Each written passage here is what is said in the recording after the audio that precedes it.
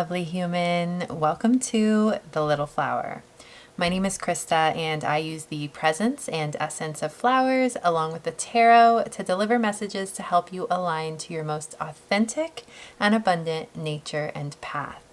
So for today's reading, the prompt that poured through me before I sat down to do this reading is what you have to live for. Why you are seen, loved, and needed on this planet. This is a transmission. Let's start over. This is a transmission that will align you to your purpose, that will align you to your truest essence, will help you to connect to others in a powerful way, will help you feel fully seen, understood. At least in some ways, my intention is to have you feel fully seen, understood, and just known, seen, loved, and honored by the divine. And I just want to bring you into a space of knowing just how needed you are on this planet and how much you have to offer and how much you have to give.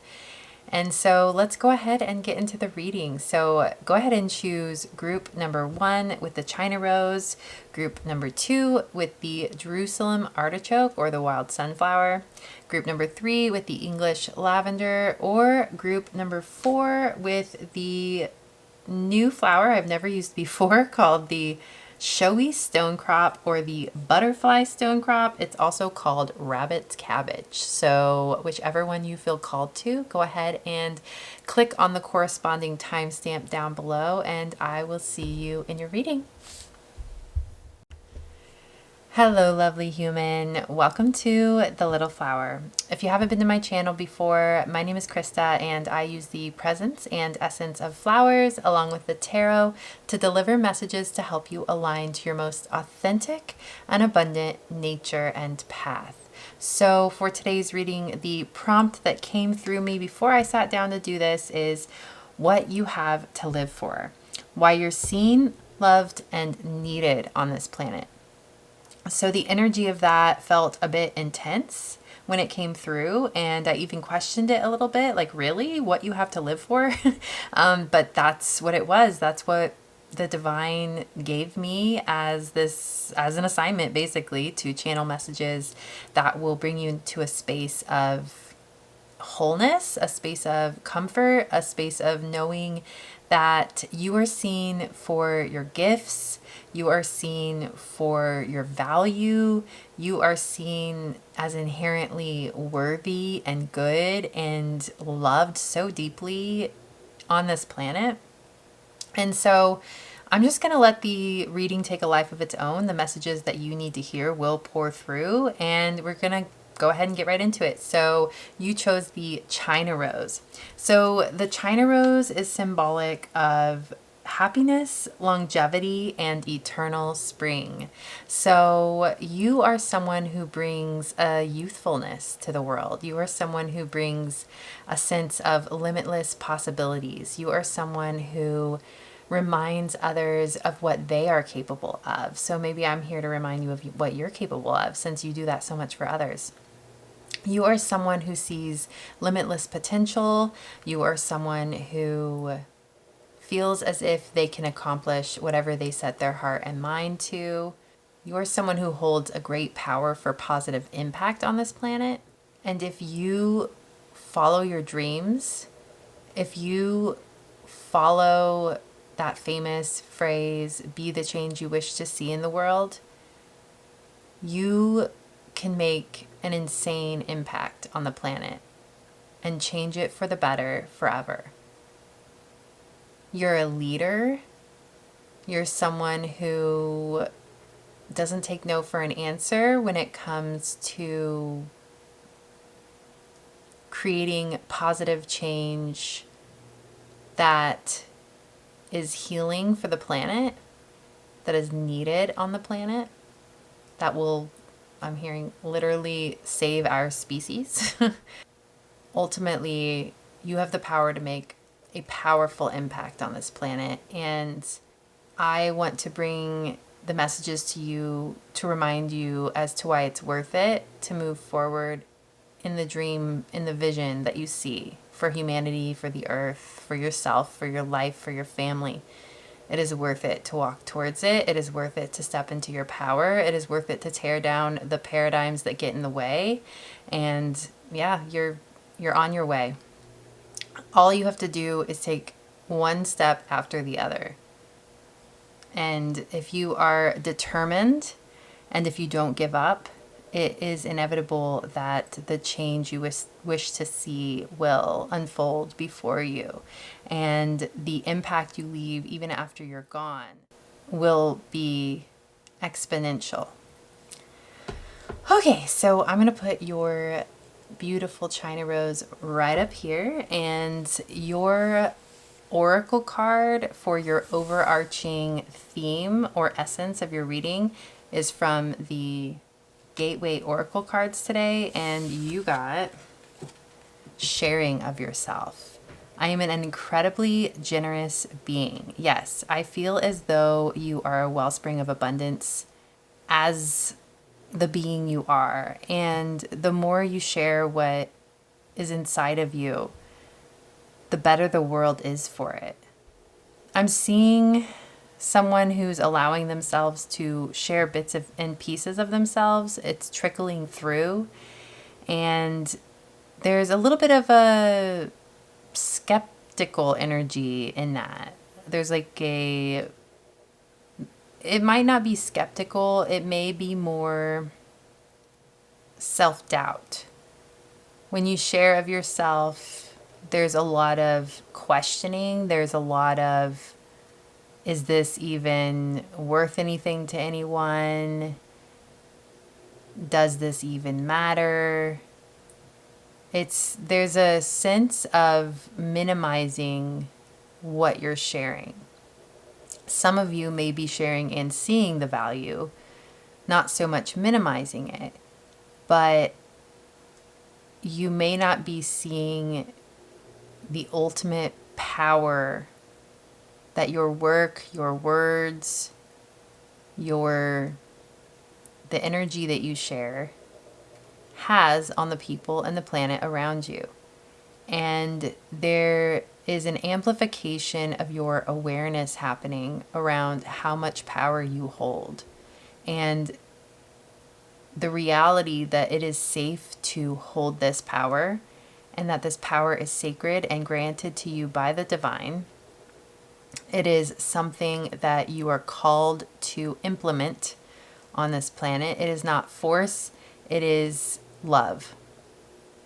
It is a force of love, but it is not forceful. It is suggestive. It is complete in its expression. It is loving and lovable, what you have to offer. And the world needs it desperately more now than ever. You can monetize love. And I know that sounds kind of icky when I'm literally just channeling the message, but my Krista's little judgment came in and was like, wait, you can monetize love. That's exactly it. It feels like what you have to offer should be given for free. And in many instances, it could and it should, and it's fully 100% proper to do so. But in other instances, it is fully proper to charge for the time and energy that you put in to giving what you have to give to the world, so that the world can support you in return and lift you up even higher to give more. Money doesn't have to feel icky in this regard. And you can offer things in a way that feel like a balanced, beautiful exchange. And the people who come to you, who wish to pay you, will happily do so, and it will feel like a holy reciprocal exchange that is right and good in God's eyes. It is safe to share of yourself freely, and it is safe to monetize your experience, the love you have to give.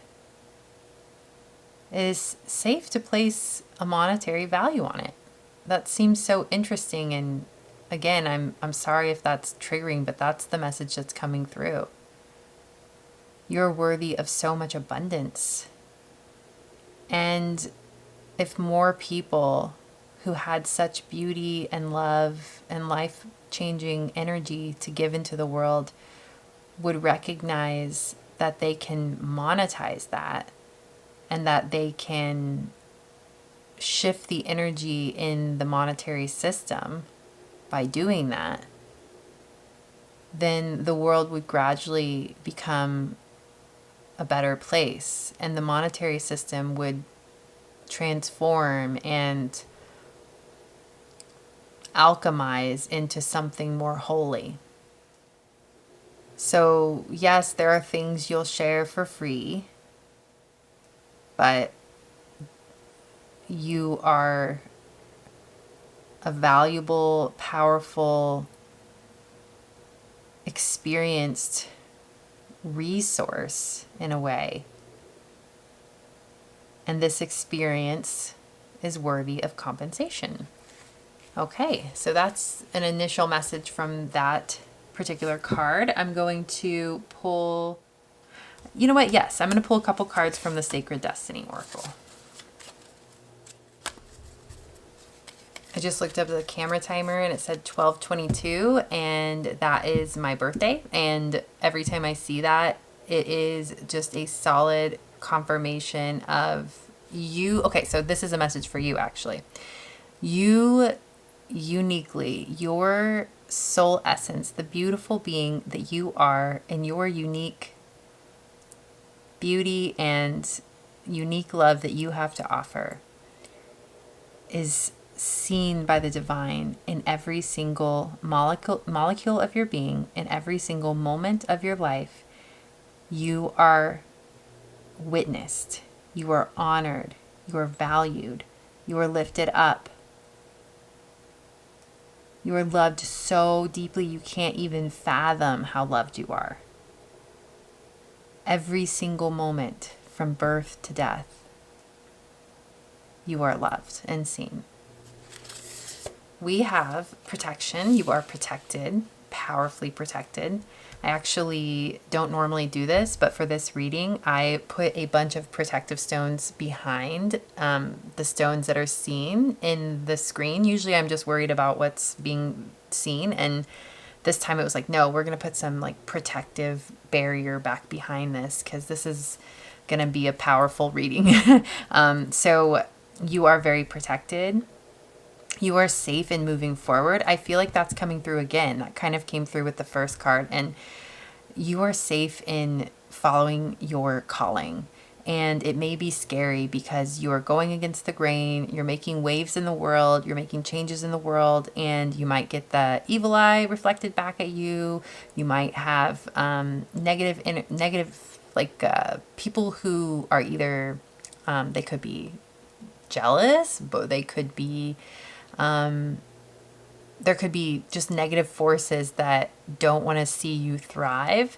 And I don't mean that to be scary. This is the opposite. You're protected in this. And the more that you deepen into the truest essence of your mission on this planet, the more protected you are. And you'll feel that the more you deepen into it. So there's nothing to be afraid of. And you'll know that along the way. Like when you take that next step into whatever you're called to do, into the power you're called to wield, you will feel that protection and you will know it. It is inherent in the mission. It is inherent in the mission. You are called by the divine. And so the divine extends their protection to you within that. It is just inherent to the reality of it all. So I don't know if I could word that any other way. We also have transformation. We have a butterfly here. That feels so right for some reason. Just pulling that card just now. And look, there's a rose. You picked the China rose. Pulling this butterfly card really felt there was something powerful in the butterfly itself, in the transformation. I think this is your impact. You're transforming the world around you. You're transforming souls. You are powerfully impacting the planet in such a way that you're helping the planet to go from one phase to the next, such as a caterpillar that transforms into a butterfly. So it's making me think of that transitional experience of the caterpillar melding and melting and transforming in the cocoon. And I would venture to guess that you are someone who is quite familiar with that process and quite strangely comfortable with that process, and that signature that you hold because of your life experience, having to go through processes like that. Maybe you've gone through many processes like that, is something that the world needs. We need that energetic thumbprint. When you offer something, when you offer your voice, when you offer guidance, whatever it may be, the form that you offer it in, it's your energetic signature that people need and that people respond to. So we don't need to worry about specifics. We don't need to worry about vocabulary. We don't need to worry about coming off perfectly in our art or in our poetry or in our writing or in our speaking, or in our whatever it is you do on this planet. You don't have to worry about the perfection of it. You just have to channel the energy, and that is enough. You're wielding a power. It feels a certain way. It feels bigger than you in a way. It's something you've created through your life experience. You've gotten yourself to a point where you can wield this power in a way that no one else can. And you are the light carrier, like the torch bearer in a way, because you've walked through processes that the next wave of people, the next generation is going to be walking through. And you're practically an expert now because of it's life experience, it's spiritual experience, it's what you've had to process, what you've gone through, what you've moved through. That energetic signature is so needed. Okay. So I picked the past life oracle cards, which I've never used in a reading before, so I'm kind of exciting. I just think that if we look at past life energy, it's kind of like South Node energy, where you came from, where your soul came from. It could be ancestral energy, however you look at it. But I think it'd be very informative for a reading like this. Like, what are you here to do? Like, why are you so needed here? So let's see, especially when we just came off the tail end of talking about what you've gone through and how you're a torchbearer. This could be something like what your soul has gone through in multiple lifetimes, if you believe in that. Or again, it can be ancestral, down your line. We all inherit those things, inherent gifts as well as trauma. Okay, we have ships, movement, travel, interesting. And then we have trees. I did think of slave ships with that as well. Some of you could have ancestors that could have been brought on ships against their own will. And trees, that's a beautiful energy.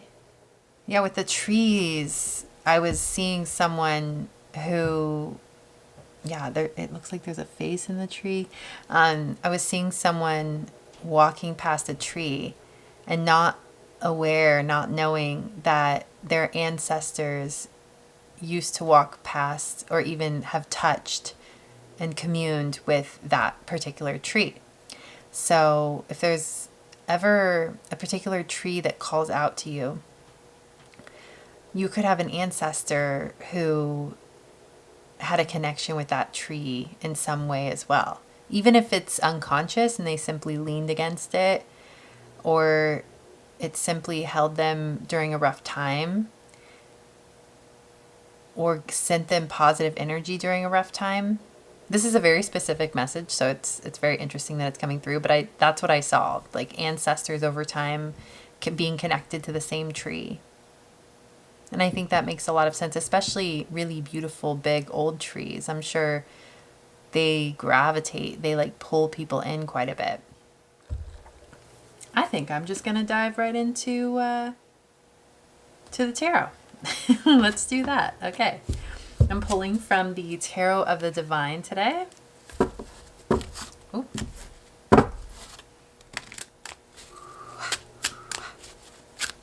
So in my Patreon, I do these infinite prayer, guided visualization, and Reiki blessings.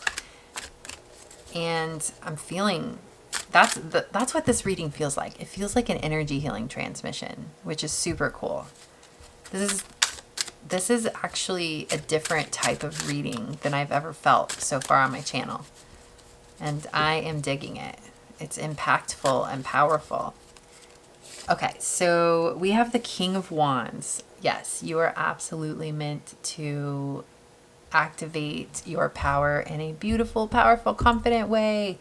You have so much ability to wield life-changing power. I know this is the same message I said earlier, but maybe it needs to stick. You're so trusted with the power that you wield.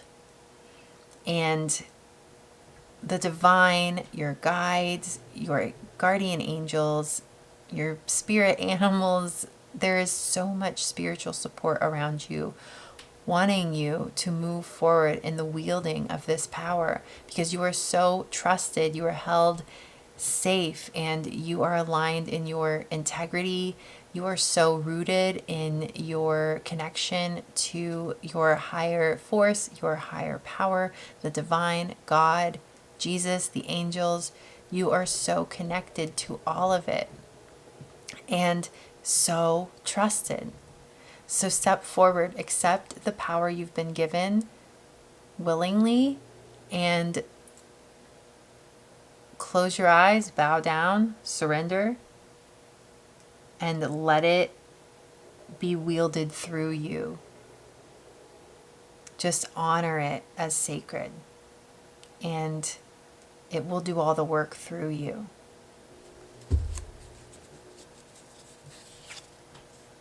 We have, wow, the Queen of Pentacles. This is reiterating what I said earlier. It is okay to monetize your love. That sounds so weird.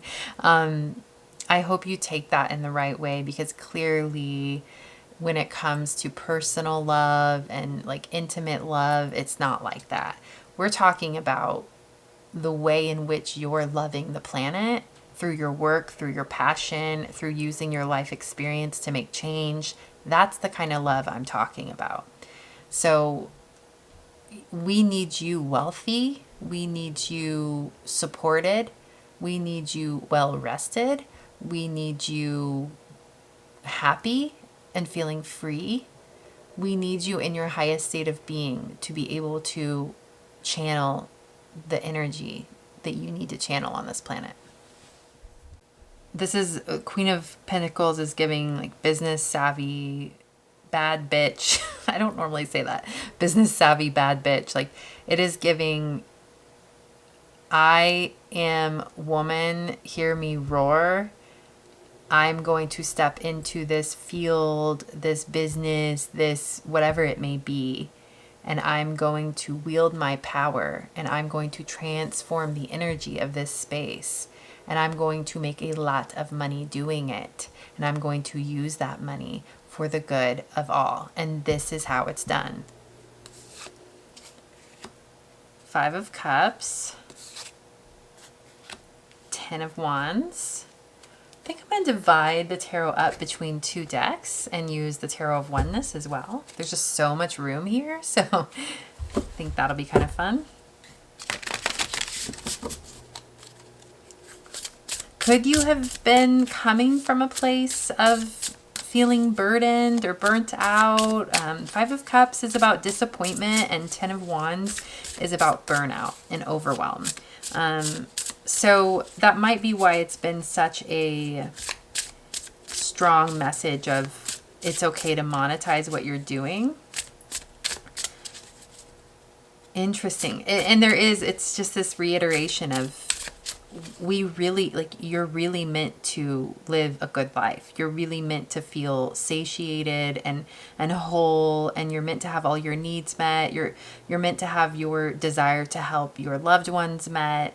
You're meant to live an easeful, powerful, impactful life, and it doesn't have to be overwhelming. It doesn't have to be stressful. You don't have to live in scarcity. It's going to be fine. We have the Nine of Cups. Exactly. The Nine of Cups is about emotional fulfillment and nurturing and feeling satiated in your body and your spirit and your soul, and feeling connected to your higher self, connected to all of who you are, the core of who you are, your authentic nature, and feeling alive and moving forward in your life in a way that, like, is the most beautiful life and is a life of dreams come true for you and for those around you. It's beautiful. This is what you're meant for. Continue to step into this and believe into this. The next one we have is the Knight of Pentacles, which is a card about progress over time, steady progress over time. So you are meant to move forward towards this dream reality, towards this easeful, loving, kind, impactful, powerful reality, towards your inner confidence, towards there's like business savvy energy here. Learn all you need to learn to be business savvy, to be strong-minded, strong-willed, to exert your will into the world around you. Like, that is okay. Again, you're not this isn't coming from a forceful place or a controlling place. This is coming from a powerful place, a loving power that is emitted through you and that transforms the world around you. It's matter of fact. Its essence calls out the bullshit.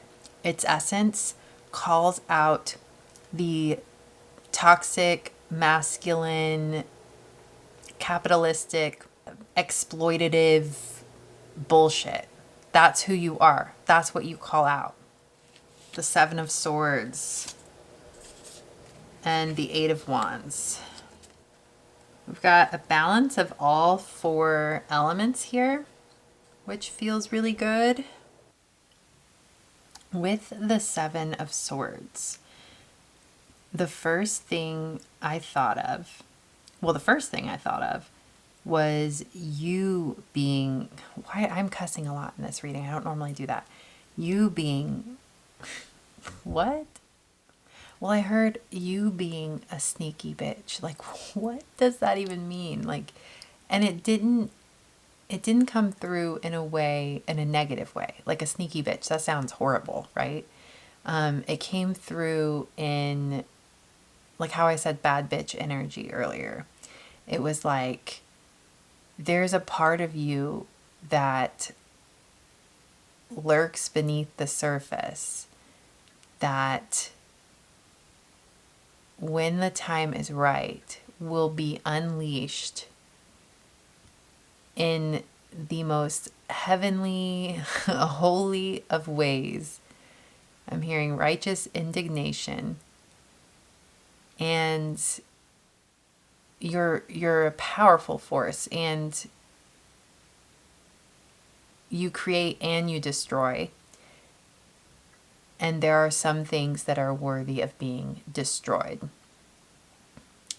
That sounds kind of intense. I don't mean people or anything like that, of course. I just mean paradigms, attitudes, belief structures, ways of being in the collective that are outdated, that are, for instance, like if you're standing up against bigotry and racism, it feels like a consciousness fight in a way, okay, so if we're all just human beings trying to figure this thing out, and we, for one reason or another, someone grew up and were taught racism, and they've become a racist, and this person over here grew up learning acceptance and love and honoring of our differences and cultures and respect and whatever the case may be. When those two ideologies meet, what I was kind of seeing was like spiritual warfare. And like underneath the surface, there's spiritual warfare going on. And I think this is a reminder of that reality. Because when you're moving forward to create change on this planet, you are going to come up against that legitimate reality of life on earth. We're in between heaven and hell. We are not in one or the other completely. There is spiritual warfare happening on this planet. And so there's a really powerful part of you, and you probably know it, that is almost venomous in a way. Like, and in a protective way, in a fierce way. Just as there is purpose to the venom that a snake holds. There's purpose to the jaws of a lion. It's protection. It's ferocity that is necessary and inherent to nature. And I wonder if there have been instances where you almost frighten yourself with the ferocity that exists underneath everything. The anger that can arise in the middle of injustice. There's a message here that it can be channeled in a healthy way. I like that the Eight of Wands is right next to it, because the Eight of Wands is like forward momentum. It's a very fast energy, but it's a little bit more. It's like more. It's like a healthy. It's a healthfully channeled. And it's very positive. It's forward motion. It's like positive change. It's very quick. So I think this part of you is meant to be acknowledged and honored, and not seen as something to be cast off, not seen as something that is wrong with you. It is more so something that is meant to be understood more deeply by you, because it's a gift that you have, and it is extremely, it's like the misunderstood element of nature, like and like something that you might try to control. It's making me think of, I'm obsessed with prairie land. I mean, I'm not obsessed with prairie land, but I grew up in the Midwest, and I was always upset about the reality that the prairie land was removed and devastated. And there used to be, cougars that lived in Illinois on the prairie land. There used to be all these beasts that lived there. And a lot of it, I bet, in just human beings, in an attempt to control nature, have decimated it. And my point here is that in an attempt to control something that feels uncontrollable, and that's very like a jaguar or like a lion or a cougar or whatever, a snake, it's in an attempt to control it, you've totally stripped it of its inherent beauty and its inherent purpose in the ecosystem of everything, right? Like in this case, it's the ecosystem of like humanity. So you're meant to spend some time with that part of yourself and just let it, like, if anyone's going to accept it, it has to be you. And you have to sit with it and let it be and just observe it and listen and wait for the message to come through. And more so than that, you have to continuously do that, because this is one of your gifts that you will wield on this planet in your lifetime. And you have to get to know the tiger, you have to spend some time with it. So do that. Do that, and know that this part of you is so sacred that, and so wild, but purposeful, and can be harnessed in a healthy way. You can do that, and you can learn how to harness it and use it when the time is right. Just like alligator energy, like how alligators kind of wait until the perfect time to strike. It's like you're going to know it, and you're going to unleash it in those perfect moments. It's not going to be overused. It's not going to be underused and thwarted. It's going to be perfectly balanced within the ecosystem of your soul, so that you can wield it when you need to. So yeah, that's your message there. And again, with that 8 of Wands, that's a beautiful, you're going to find that healthy, Wands is fire element, and you're going to find that healthy, beautiful outlet. And it feels passionate, and it feels like it comes from love, and it is a force to reckon with, and it is something that you can do to create quick and powerful change. So absolutely beautiful. I'm going to pull I think a Moonology card as your final card, because that's the only deck I have left. So we're going to do that.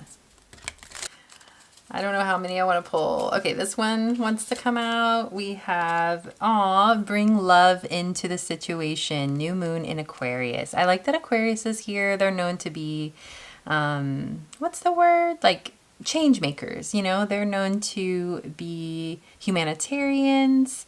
They are I've always thought of Aquarians as activists and wanting to make a difference. So, and connected to the bigger picture of things. I want to pull 3, I think. You and your loved ones are safe. New moon in Cancer. And lastly, we have look at the bigger picture. Full moon in Sagittarius. So we have a full moon and 2 new moons. That's beautiful. We have water, air, and fire signs. Yeah, that does make sense to me. This feels very otherworldly, this energy, so it makes sense that there wouldn't be an earth sign. It feels like we've been in your emotional reality and your mental reality and in the spiritual realms and instinctual realms too. That's kind of...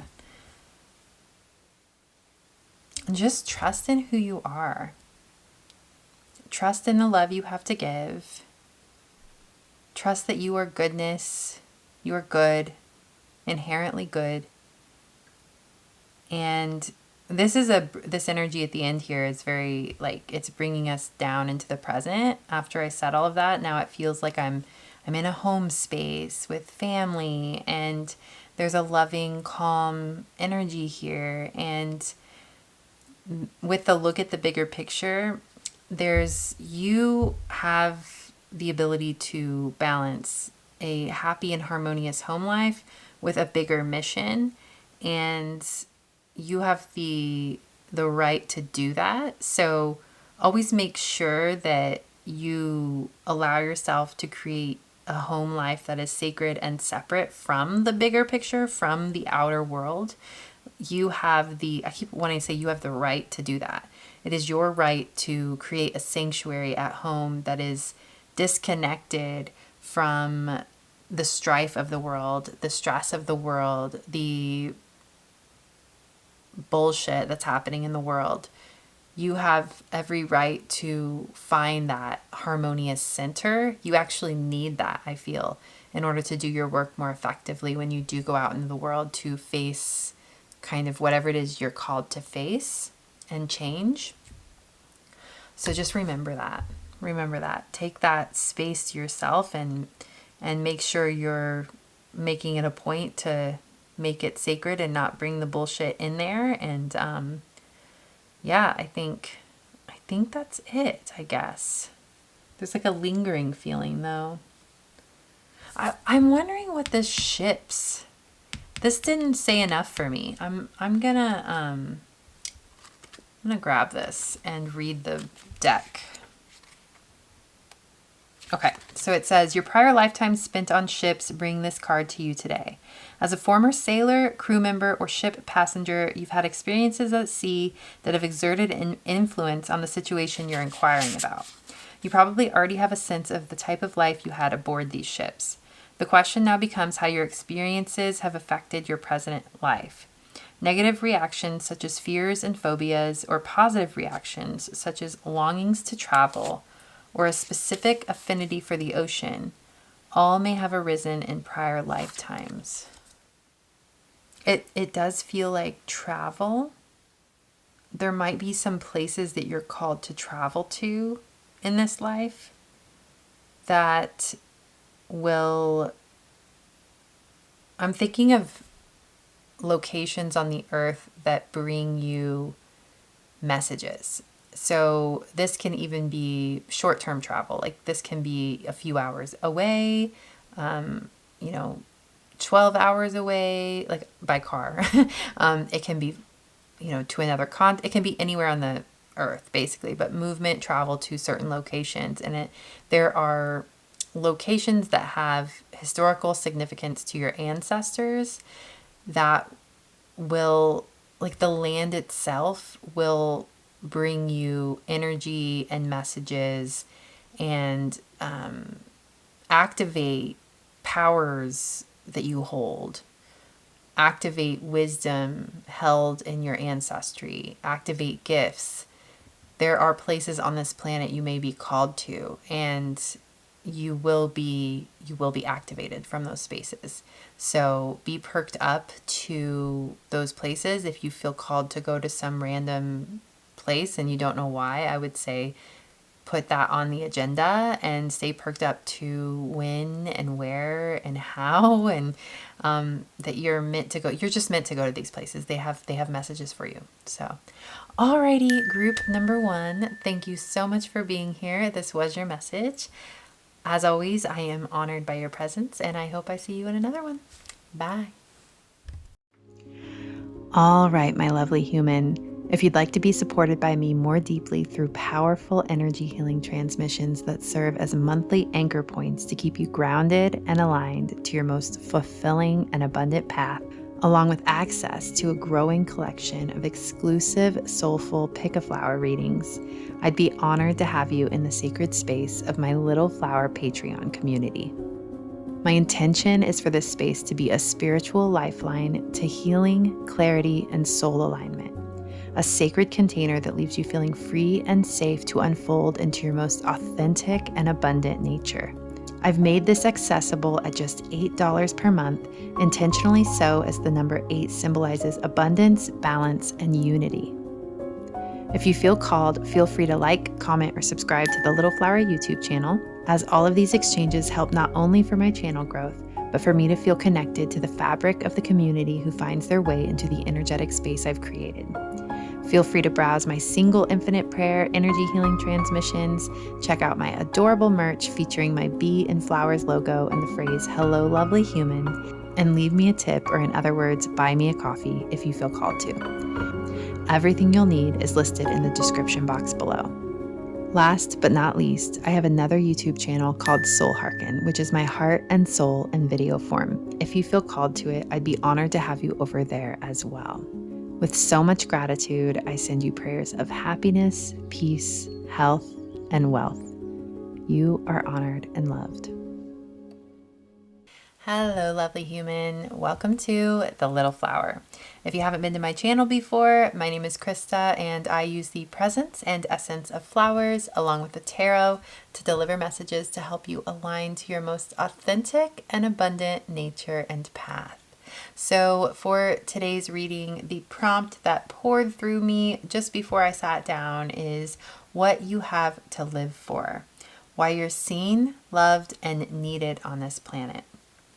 So as always for my readings, I have a prompt and I have an intention, but the reading takes a life of its own. So the messages that come through are exactly what you need to hear in this moment. And for this prompt, my intention is for you to understand and know so deeply just how loved you are, just how needed and purposeful you are on this planet, and just give you any messages that will help comfort you along your journey, help empower you along your journey, and uplift you to be the person you came to be. So let's go ahead and get into it. You are worthy of luxury. That came through just now. You are worthy of luxury, a luxurious life. You are worthy of living, of being pampered. You are worthy of, I'm seeing like, not necessarily a mansion, but a beautiful big home with like huge, tall, like ceilings and a beautiful bedroom with these draping white curtains everywhere and just like lush and lavish energy in the home. Like you are worthy of luxury. And this is something that will soothe and serve your soul so deeply. And in doing so, it will serve the soul of humanity. Let's just get into the reading. So you chose the Jerusalem artichoke or the wild sunflower. So this is symbolic of happiness, warmth, and purpose. So there's a joyful energy coming in here, a light energy. I think a lot of your purpose on this planet is to evoke joy and lightness and beauty and inspire people to realize that they are capable and of creating a life and a lifestyle that soothes and nurtures them to their very core. And you're inspiring to artists, you're inspiring to people who wish to create beauty in the world, because you are beauty and you are boldly adventurous in your choices, in how you express yourself and how you choose to live. You are someone that is uniquely yourself, and the thumbprint, the fingerprint, the energetic signature of who you are, you're very familiar with it, and the world loves to receive that, because inherent, as unique as you are, inherent in the quality of the way you evoke your energy, the way you express yourself, is a universal quality, which is authenticity. And so it helps to spark others' authenticity. Because you are unique, people aren't copying you, you're inspiring people to be their authentic selves. Okay, so we're going to put your beautiful Jerusalem artichoke right up here as a little presence for us during our reading. Yeah, lots of joy coming through. Really light energy. Loving this. So your overarching theme card that I pulled from the Gateway Oracle cards is hearing messages from Spirit. I am a clear channel for messages from Spirit. I love this card. We have flowers. We have letters, feathers. It's a very light energy. There's a butterfly. Again, you do have this effervescence to you. You have a lightness to you. As you walk, it feels like angels leave messages behind you for everyone around you. You are beautiful. Honestly, you are beautiful. And there's a delicate innocence to who you are and the way you express yourself. There's a natural beauty, an ability to create, I don't know what this really means, but create fondness in the world around you. So when you walk into a space, you enhance the quality of the air and the energy and the connections within that space in such a way that there's more fondness between the humans in that space. That's kind of a funny message, but that's the truth. That's who you are. There's a softness to you. There's like a subtle quality to, like, you have a power to you, but it's very subtle in the way it is transmitted all around you. And it's effortless, and I'm seeing someone wearing a skirt, like a flowing long dress or skirt, and like the way you move through the world just feels like there's like a train behind you, and like things, you're leaving flowers everywhere you go. You're leaving sparkles everywhere you go, and love everywhere you go. Softness, and it's really what the world needs right now, because there's a lot of harshness in the world, and there's a lot of like combative energy, unfortunately, and you just kind of calm and soothe people's nerves by your very presence, and we absolutely need that. So keep being you when you go into grocery stores and cafes, and when you go to work, or wherever you go on this planet. Keep being you, and you will naturally change the world by your very presence and beauty.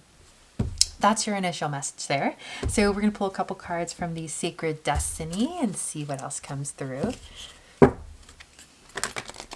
Yes, it's very nice to be in your presence, and your presence is very, what's the word?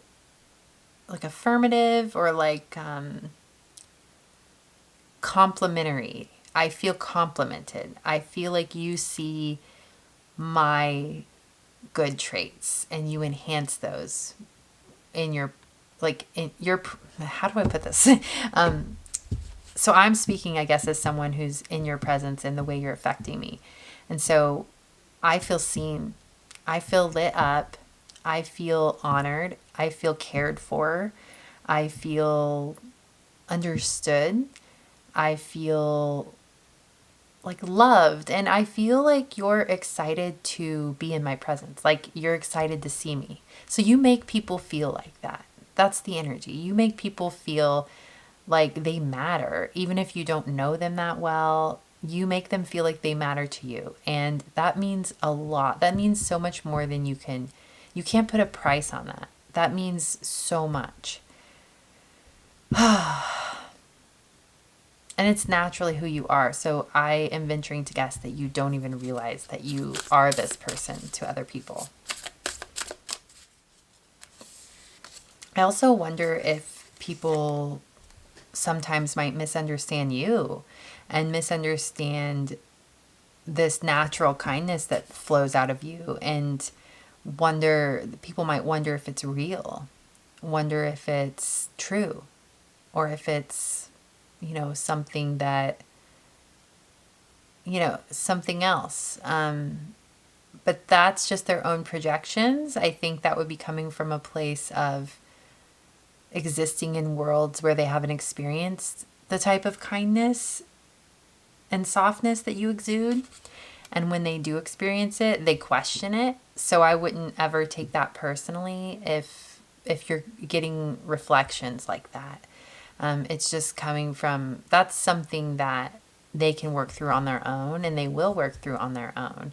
And most people recognize it as true and pure.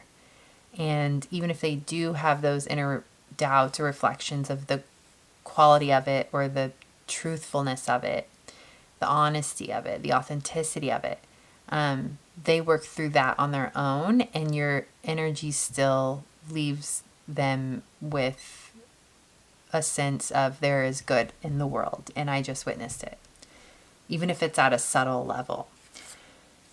We have protection. I got this card for group number 1 in the very same location, strangely. Okay, what? Okay, I'm going to keep this, guys, because I shuffled these up pretty well. And group number 1 got these exact 2. And when I was coming into your reading, I was doing a prayer, and I was wanting to separate group from number 1 from group, like, okay, we're starting a new group, new energy. But there was a link there, and I kind of felt like, oh wait, I kind of do feel like they're somewhat connected, but we're still going to say a prayer, disconnect, make sure we're in a whole new energy. But I do want to take this as confirmation that group number 1 and group number 2 are connected in some way, which is super interesting because these are very, very different energies. So it could just be that group number 1 is a message for someone in your life. So if you have someone that you want to share this reading with, and that you feel called to share it with, maybe they would pick group number 1. But Yeah, interesting. There's like a link there. Maybe it'll come through the more I dig into the reading. Anyway, sorry, we are rambling about group number 1, but we have protection and transformation. I could see how someone like group number 1 would be a good partnership with someone like you. Because with your levity and your lightness and your softness and their ferocity and their willingness to do the hard things, their willingness to face the hard things, I feel like the two energies could be a powerhouse, could really complement one another as long as each other understands the other and respects and honors. Like if you would respect and honor their ferocity and that part of them, and if they would respect and honor your softness and your gentleness, there is like a merging or like a communication happening between these two energies. And this could be on a collective level.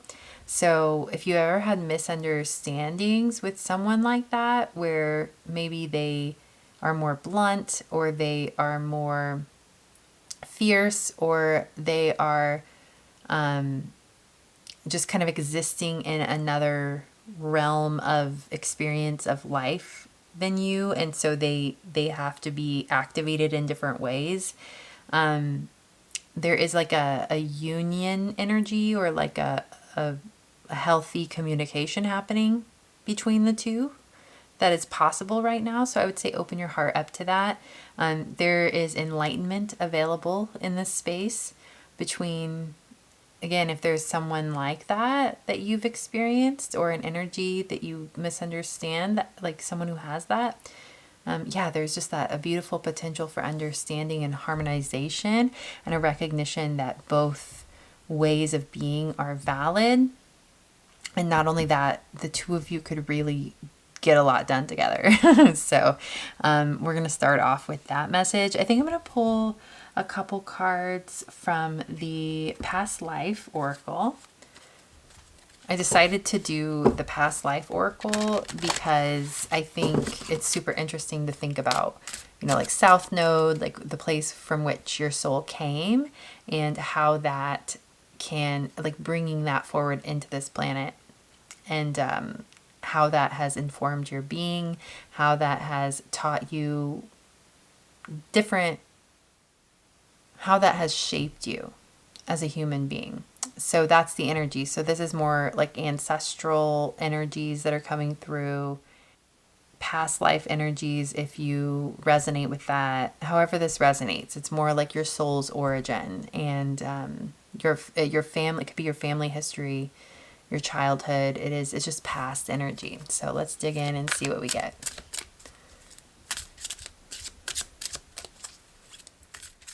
I think it could really serve you to seek out healers who are adept at shadow work, who are adept in traversing the heavier energies of life, and who are comfortable within that space. That's why I do think you're linked to group number 1, because it feels as though there's a hesitance to go to certain places within your being or like on the planet that are heavier in nature.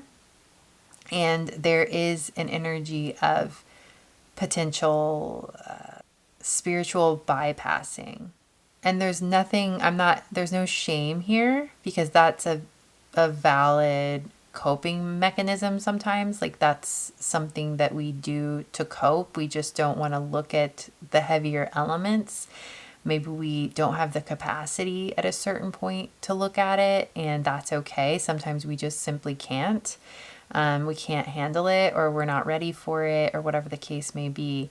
But I do think that you're being called to allow yourself to confront heavier truths that might not be pretty to look at right off the bat, but once you look at them, you face them, you sit with them, you process them, and you move through them to the other side, you feel more stable, you feel more grounded, you feel more prepared, you feel safer, you feel more fortified and rooted in your being, rooted in who you really are, in your humanity.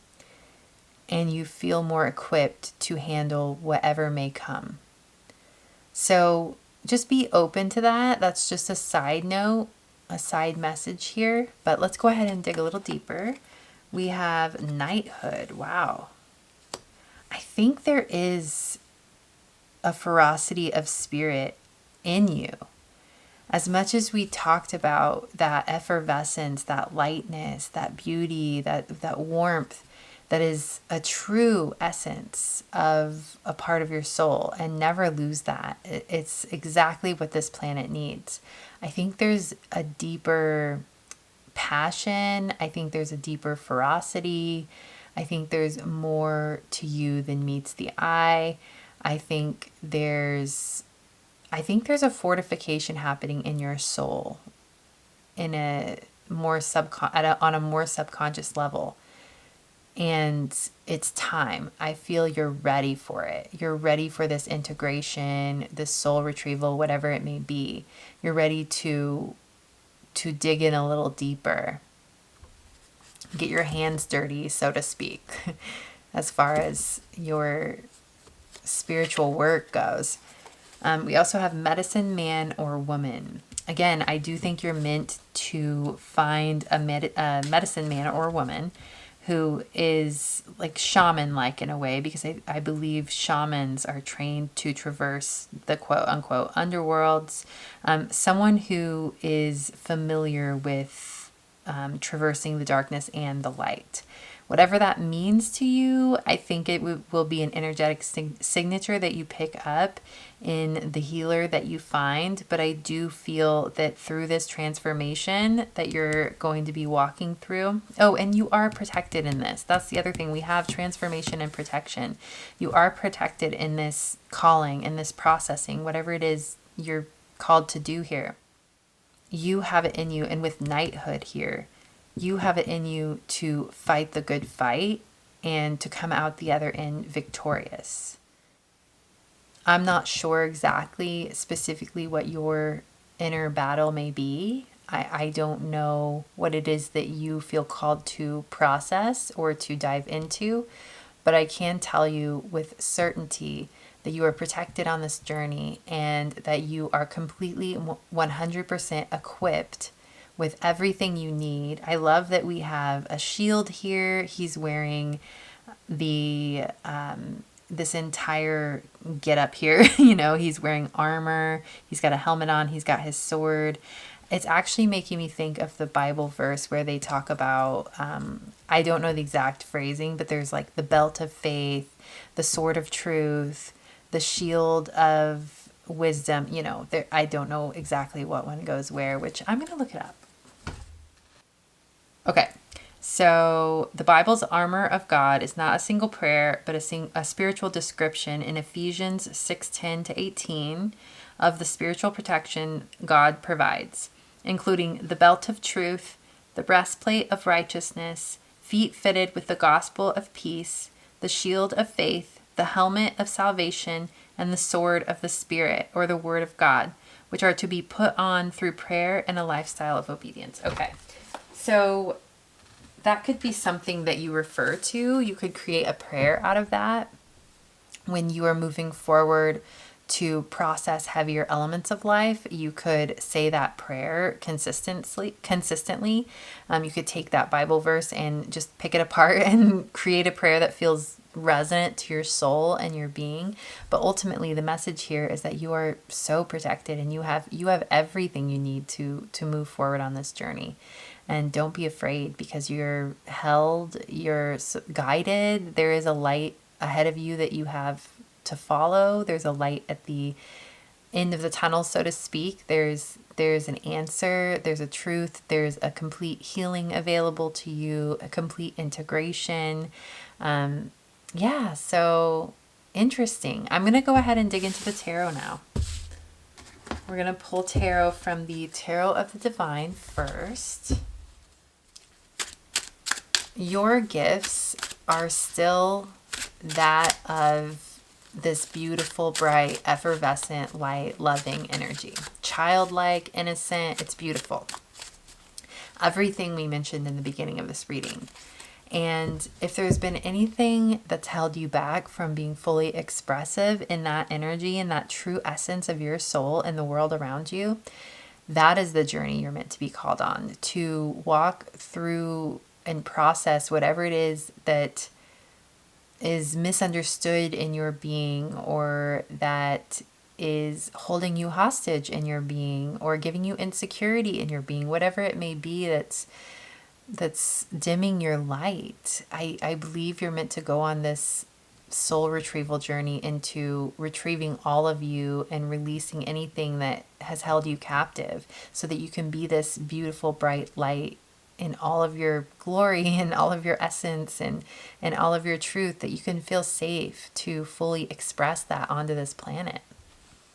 We really want you here. We want all of you here. We need all of you here. And we want to see your beautiful, authentic nature. And yeah, definitely go on that journey. It's worth it. Okay, so we have the Eight of Cups, walking away for what no longer serves you. The Chariot, I love that for you. The Chariot, my definition of the Chariot is a divine vehicle that carries you from one phase to the next. So maybe some of you are, because I keep saying if you feel called to process something, go for it. Maybe some of you are already in the middle of processing something and going for it. If you are, this divine vehicle is carrying you forward. Rest assured that you are held in God's divine protection, that you are being carried effortlessly to your exact destination with no pieces of yourself that will be left behind.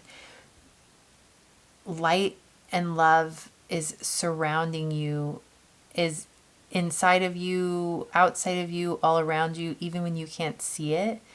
And your guides, your ancestors, your loved ones, your guardian angels, there's so much support and love surrounding you during this time. And you're like, there's no missing the boat. You're effortlessly guided into the light. All I see is you moving through a tunnel and being carried, and you making sure that, like, if there are pieces of yourself or fragments of yourself along the way, you stop that chariot and you collect that part of yourself, you reacquaint yourself, you free that part of yourself, and you allow them to be integrated back into your being, and you continue on that journey, and the divine's taking you through it, and you're almost there. You're almost to the other end of the tunnel. That's all I see you is now I'm seeing a marriage at the end of the tunnel, which is weird. Yeah, I'm seeing like an altar. So that's interesting. That could be specific for some of you. Maybe there's a person on the other end of this scary journey to wholeness. It could be a marriage with yourself. It could be a marriage with the divinity of your soul and an integration of it in your body and in your being.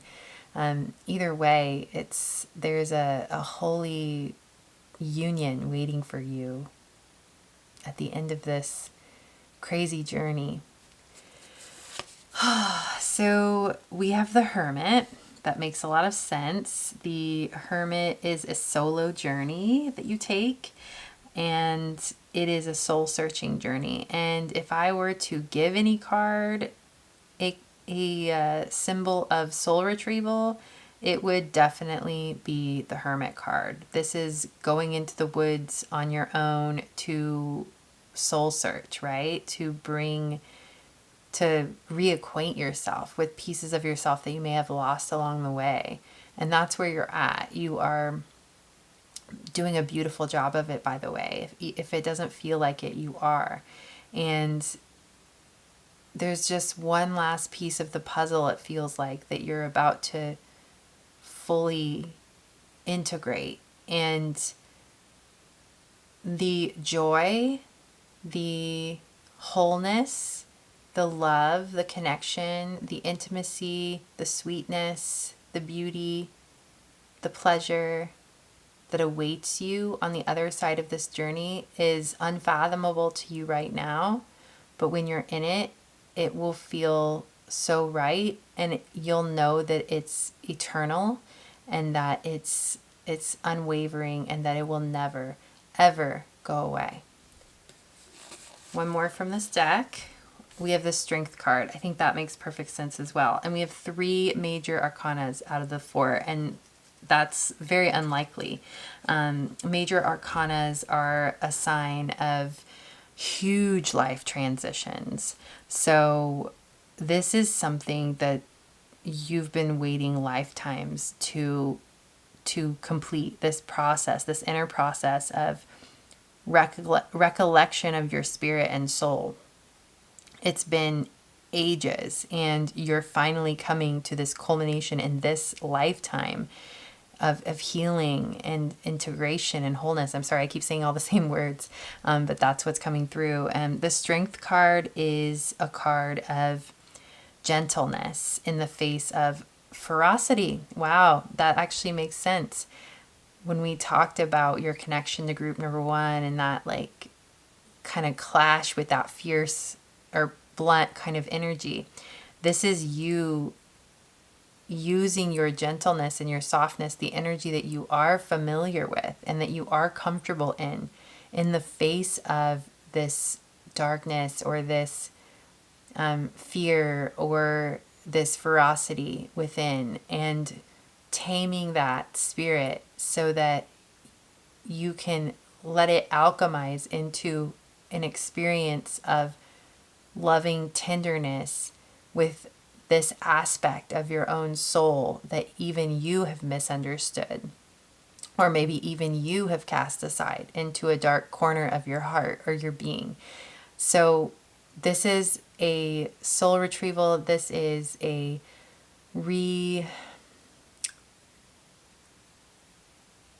I heard renewal of vows. What is this vow thing? This is crazy. A renewal of vows, a renewal of vows. What I'm trying to say is this is a renaissance, I'm having such a hard time putting it to words, but it's like a re-merging of your soul, of parts of you that have been offline for so long that are finally back and full, like front and center, available to the world, available to your own consciousness, available to your loved ones. Parts of you that are so missed by those who know you best, and you're coming back online, and it's so beautiful. All right, I'm going to pull a few more tarot cards from the Tarot of Oneness now.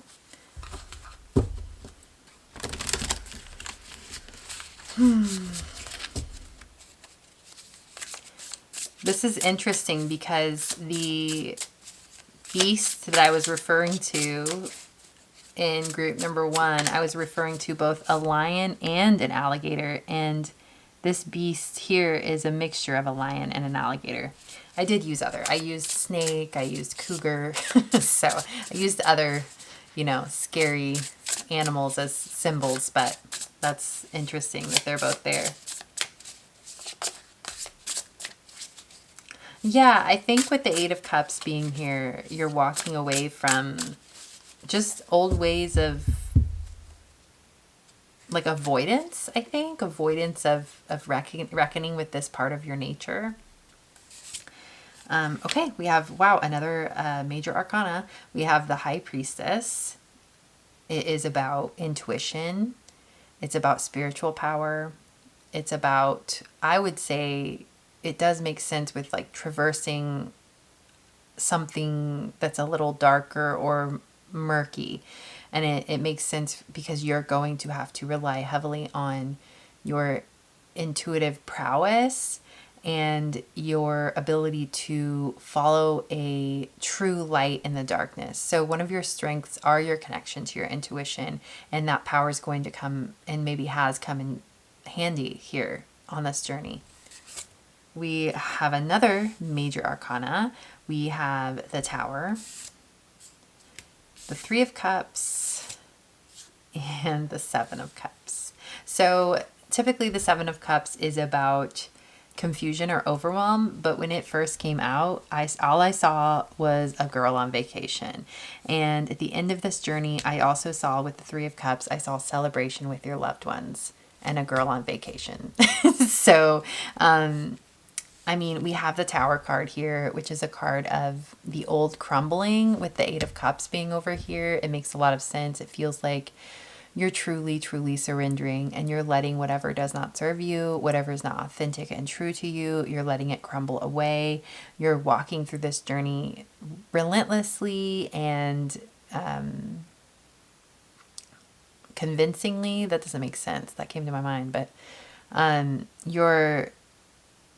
maybe you're having to convince yourself over and over that this is a worthy journey. Maybe maybe you do want to check out, but you've got this. The High Priestess is such a power, and the Hermit being here. That's such like connected and intuitive knowing, inner knowing, like knowing of who you are deeply. And you have everything you need to move through this and traverse this and perk your antenna up to listening to what parts of you really are trying to speak to you, so that you can listen and you can let them have a say and start to understand yourself a little bit better, so that things can start to settle and integrate and alchemize in the way that they're meant to. This, I could see, especially, this is a pretty scary Tower card, like the imagery. I can see how this has been a harrowing journey to walk through. I could see how it has tested your resolve. The Tower is about things that have previously given you a sense of security crumbling. But the things that crumble are the things that are false senses of security. So whatever is crumbling in your life, you have to trust that this is exactly how it's meant to be. And these things, if they are true, if they are true, they will stand strong through this Tower moment of your life. If they are false securities, they will crumble away. And just trust in that, and know that the natural process of things will run its course. So you don't have to actively do too much other than surrender to the truth of your soul and stay connected to that intuitive, High Priestess, Hermit energy thing that you've got going on so powerfully, that inner knowing of who you are. That's all you have to do. And everything that crumbles is meant to be let go of. And everything that sticks around is what was always true. You can trust in that. You can trust in this process. It's all for your greater good. It's like the caterpillar becoming the butterfly. You are in the middle of you're in the cocoon, transforming into the butterfly. And again, with that message of, if you could only see the beauty, the love, the amazing experience of life you have awaiting you on the other side of this. It's unfathomable to you at this point, but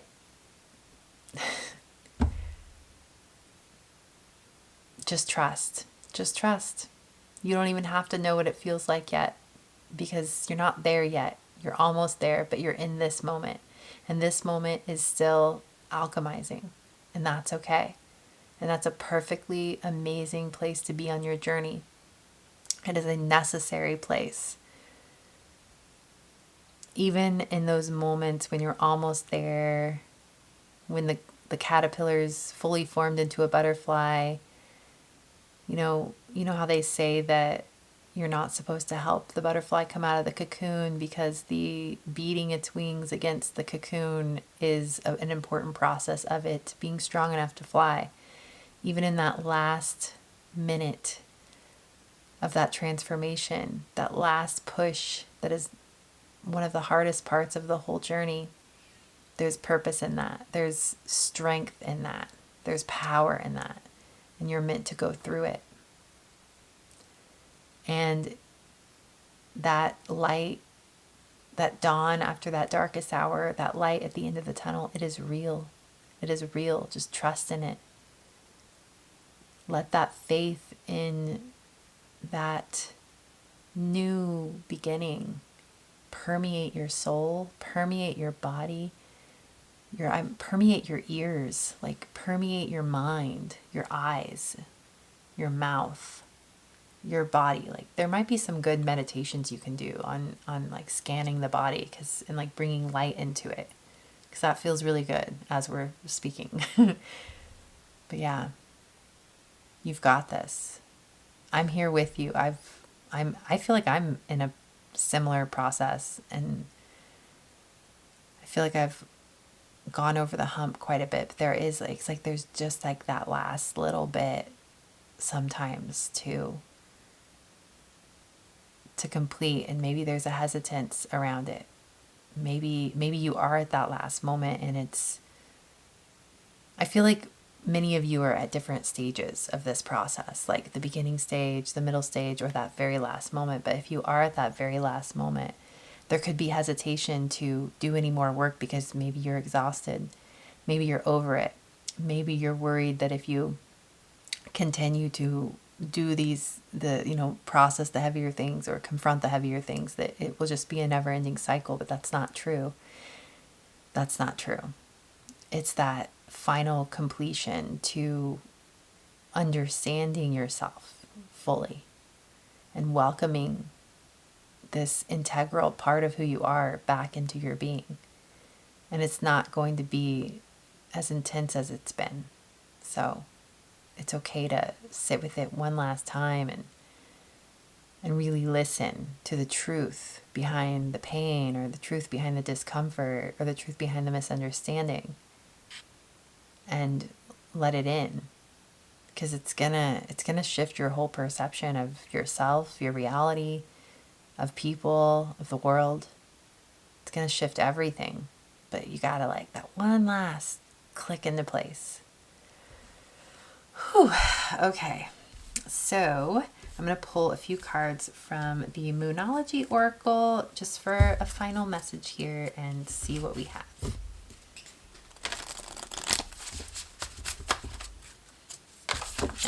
Oh my gosh, messy. Aw, a lion on the bottom, another lion with a strength card. Leo energy. Okay. Oh, but what I did want to mention earlier is at the end of this, we have, I did mention it, but I want to say it again. We have you celebrating with your family and feeling connected to community, and you living a luxurious, amazing, connected lifestyle. That's the end of your journey. Like that's the end of this journey. Is like it's just victory. Victory, a good life, feeling whole, feeling loved, feeling honored by those around you, feeling a part of everything, fully a part of everything, because all parts of you are with you now. Okay, we have, exactly, seriously, your commitment is being tested. So you're being pushed into the completion of this healing cycle. And it's like, are you going to lag off at the last minute, or are you going to go all the way? Are you going to deem yourself worthy of completion, of fullness, of complete healing, of your dreams come true, of this beautiful, luxurious lifestyle that you're wanting? You know, you could attain a luxurious home or a luxurious vacation or whatever the case may be.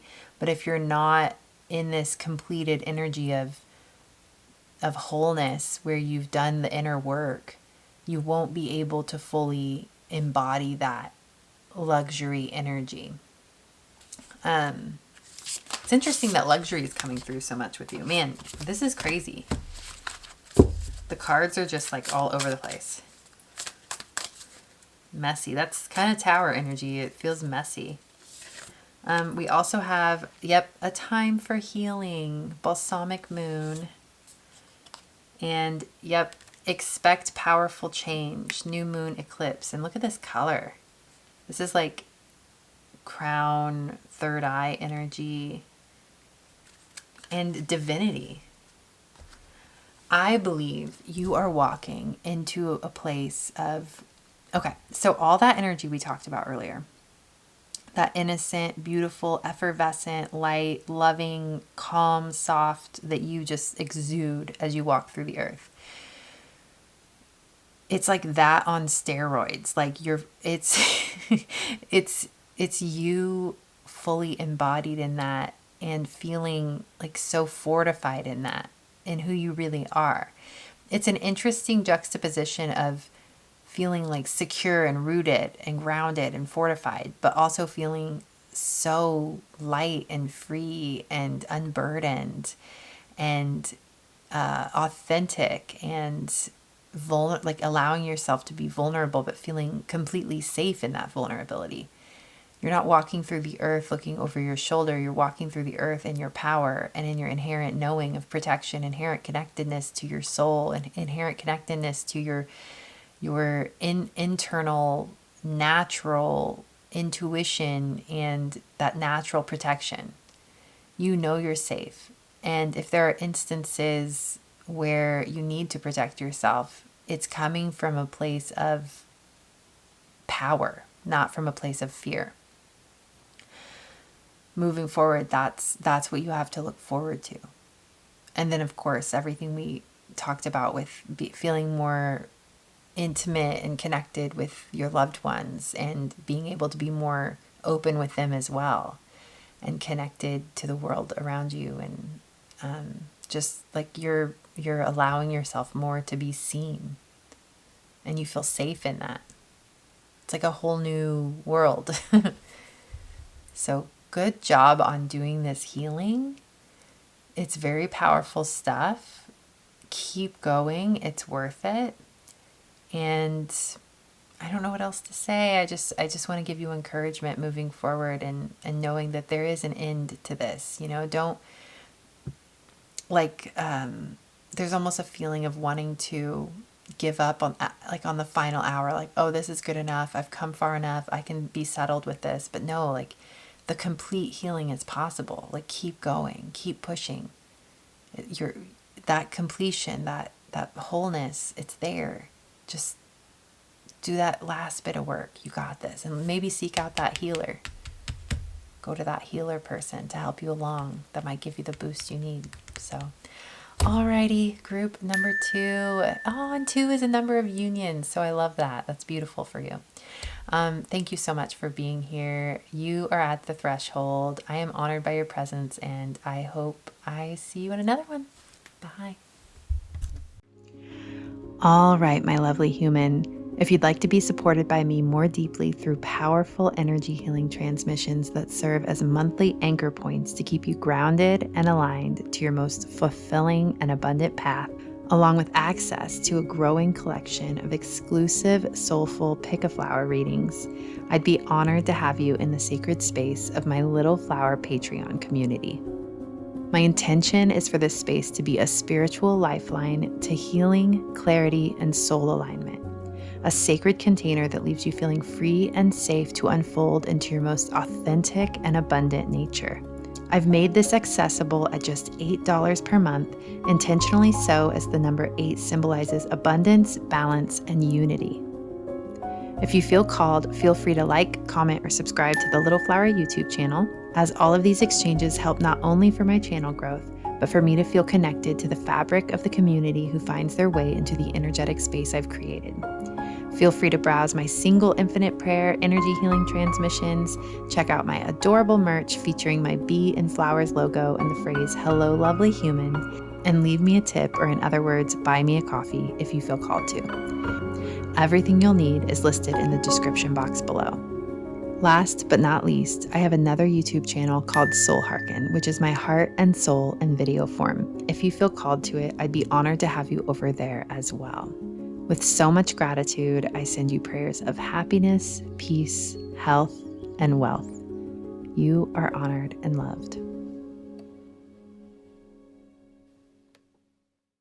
Hello, lovely human. Welcome to The Little Flower.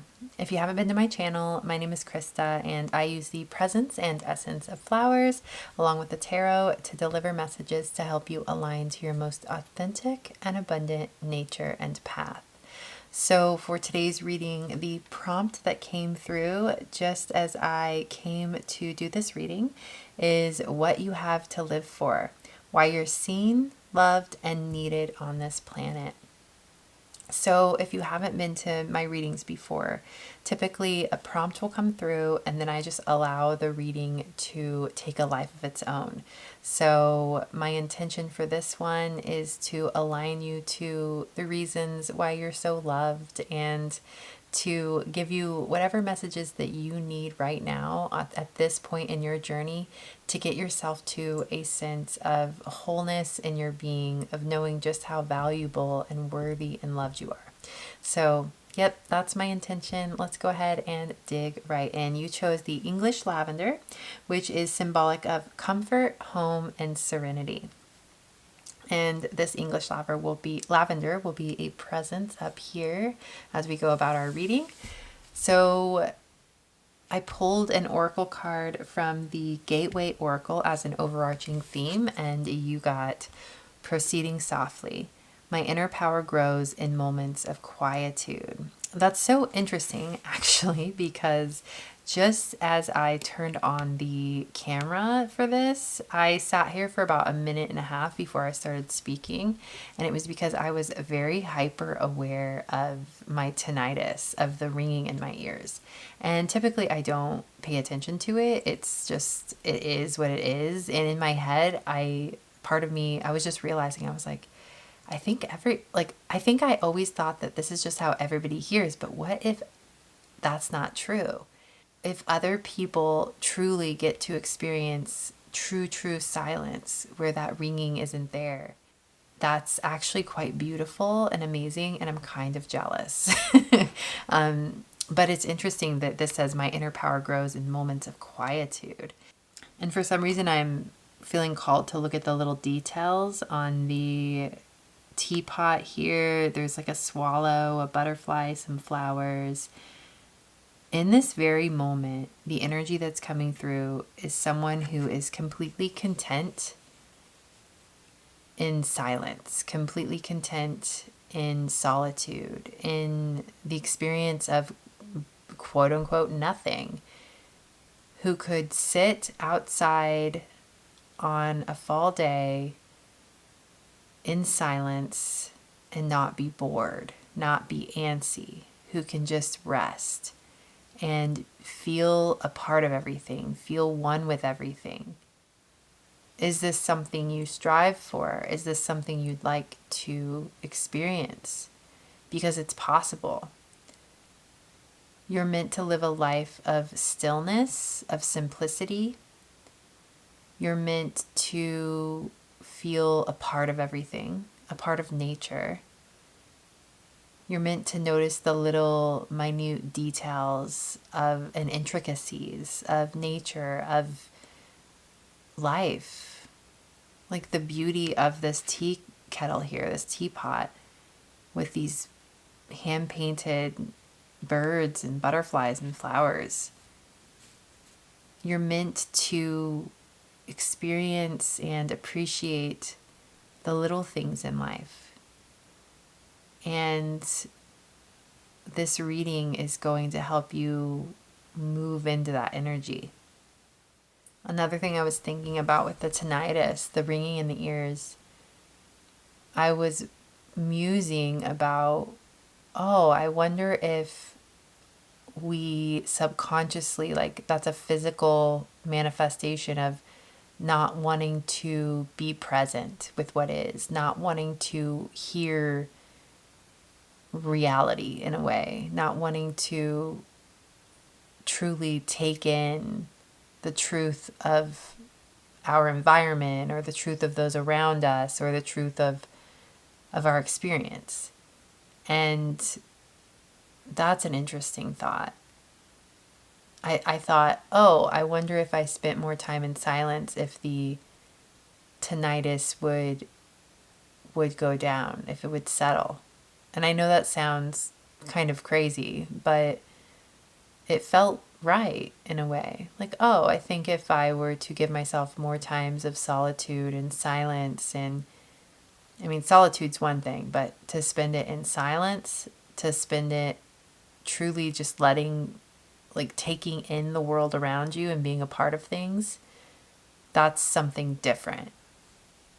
It's easy in this world and the way things are right now to be so distracted all the time and to always want to be taking in information or just be distracted by something, have something to fiddle with, you know, have our phones or have something to read or something to do. And you're really being called into stillness and silence.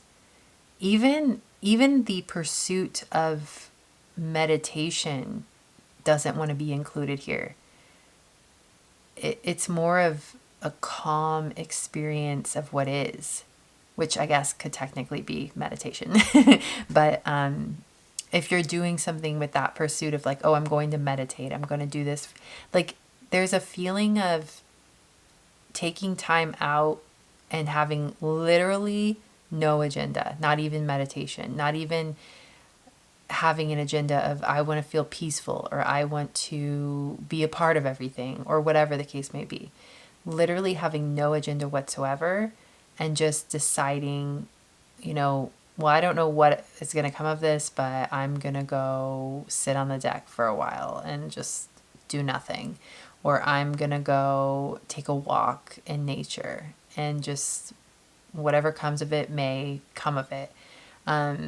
Have no agenda, because I know a lot of times, like, I'll do things like that. I'll be like, oh, I'm gonna go take a walk in nature and I'm doing it because I want to ground, or I need to clear my energy, or like there's always some reason. And it's like, why does there have to be a reason? Can't it just be? So I think you're being called to muse about that a little bit and wonder, because it is interesting, like, why can't it just be? That is how life is meant to be. So anyway, that's an interesting first message there. Let's go ahead and pull some cards from the Sacred Destiny.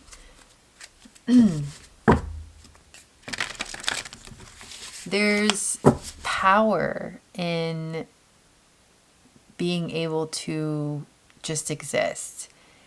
There's a rebellion to it. There's like a rebellious energy. If I can just exist for no reason whatsoever, just for the sake of existing, what does that mean for me? What does that mean about humanity? I think it's a comforting feeling. It's like when you're a kid and you just exist just to exist. I love that the lavender is your flower too, because it is like it's a calming, one of the most calming flower essences, oils. It's one of my favorite flowers of all time. I want to smell it. I'm going to pick a little sprig and squeeze it and smell it. And that's another thing. It's like, I feel like I do this too, where it's like, oh, I just picked this. And in that moment, it was just for fun. But oftentimes I'd be like, let me grab one. Ooh, I'm going to smell it. And then it's going to calm me down. Like I'm attributing a purpose to it, as opposed to just the truest essence of just having that desire to lift it up and smell it because it's pleasureful. That's literally it. Here, I'm going to send some lavender energy your way. That'd be cool if you like, what do they call it? Oh, I don't know what it's called, but it's like all the clairs, like clairsentient, clairaudient, and then there's one for smell, clair olfactory. I don't know.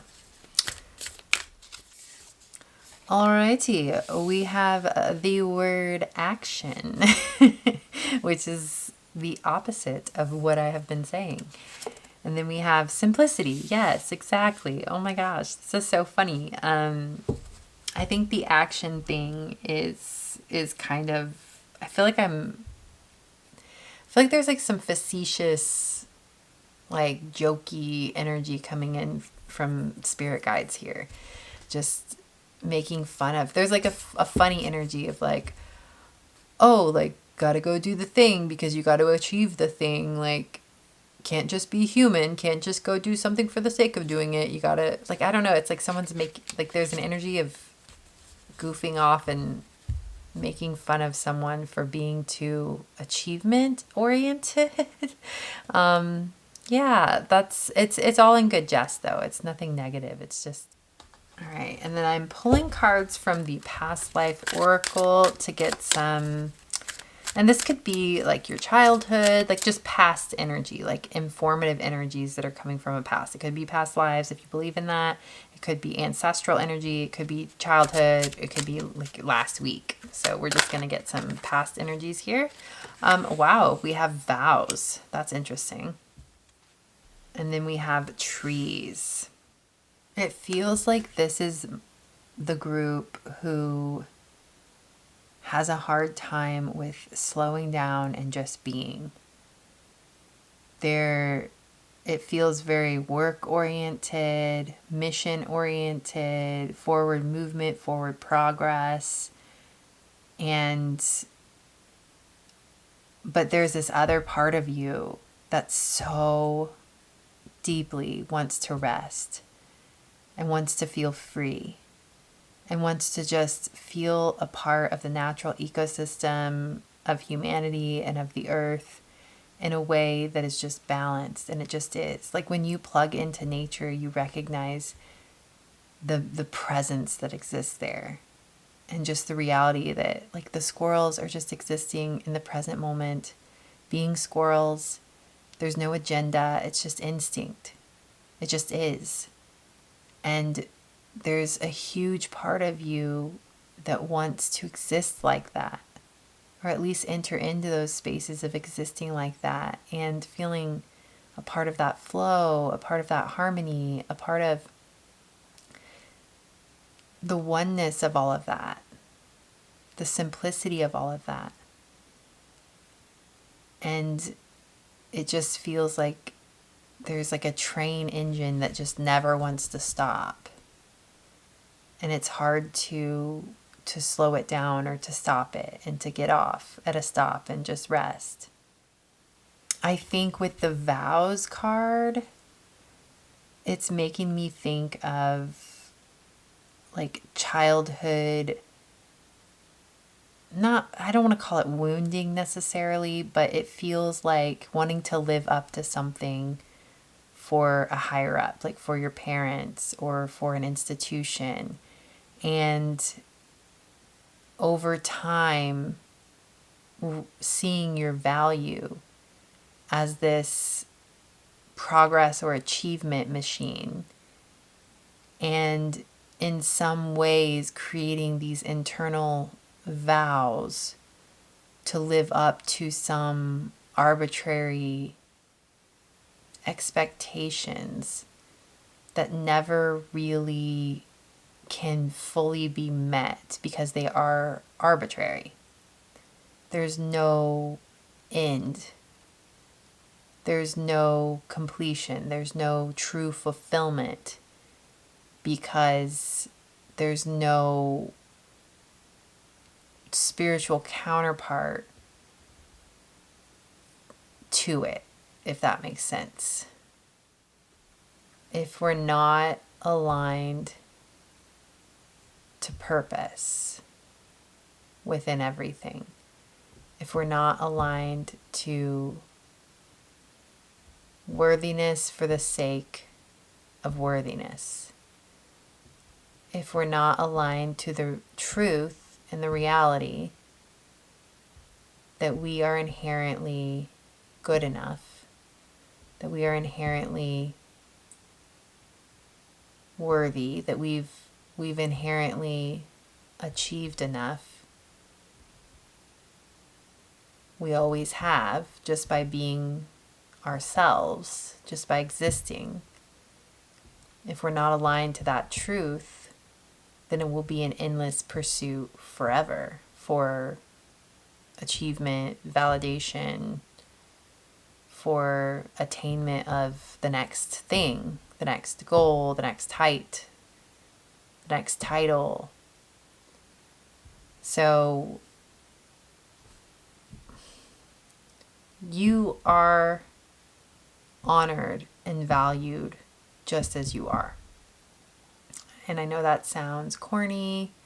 I'm sure you've heard that, but it's the truth. And I want to take this ideal that you have, that you are shooting for and trying to attain, and I want to bring it down, and I want to place it in the center of your heart, and I want you to see that whatever it is, you've already achieved it.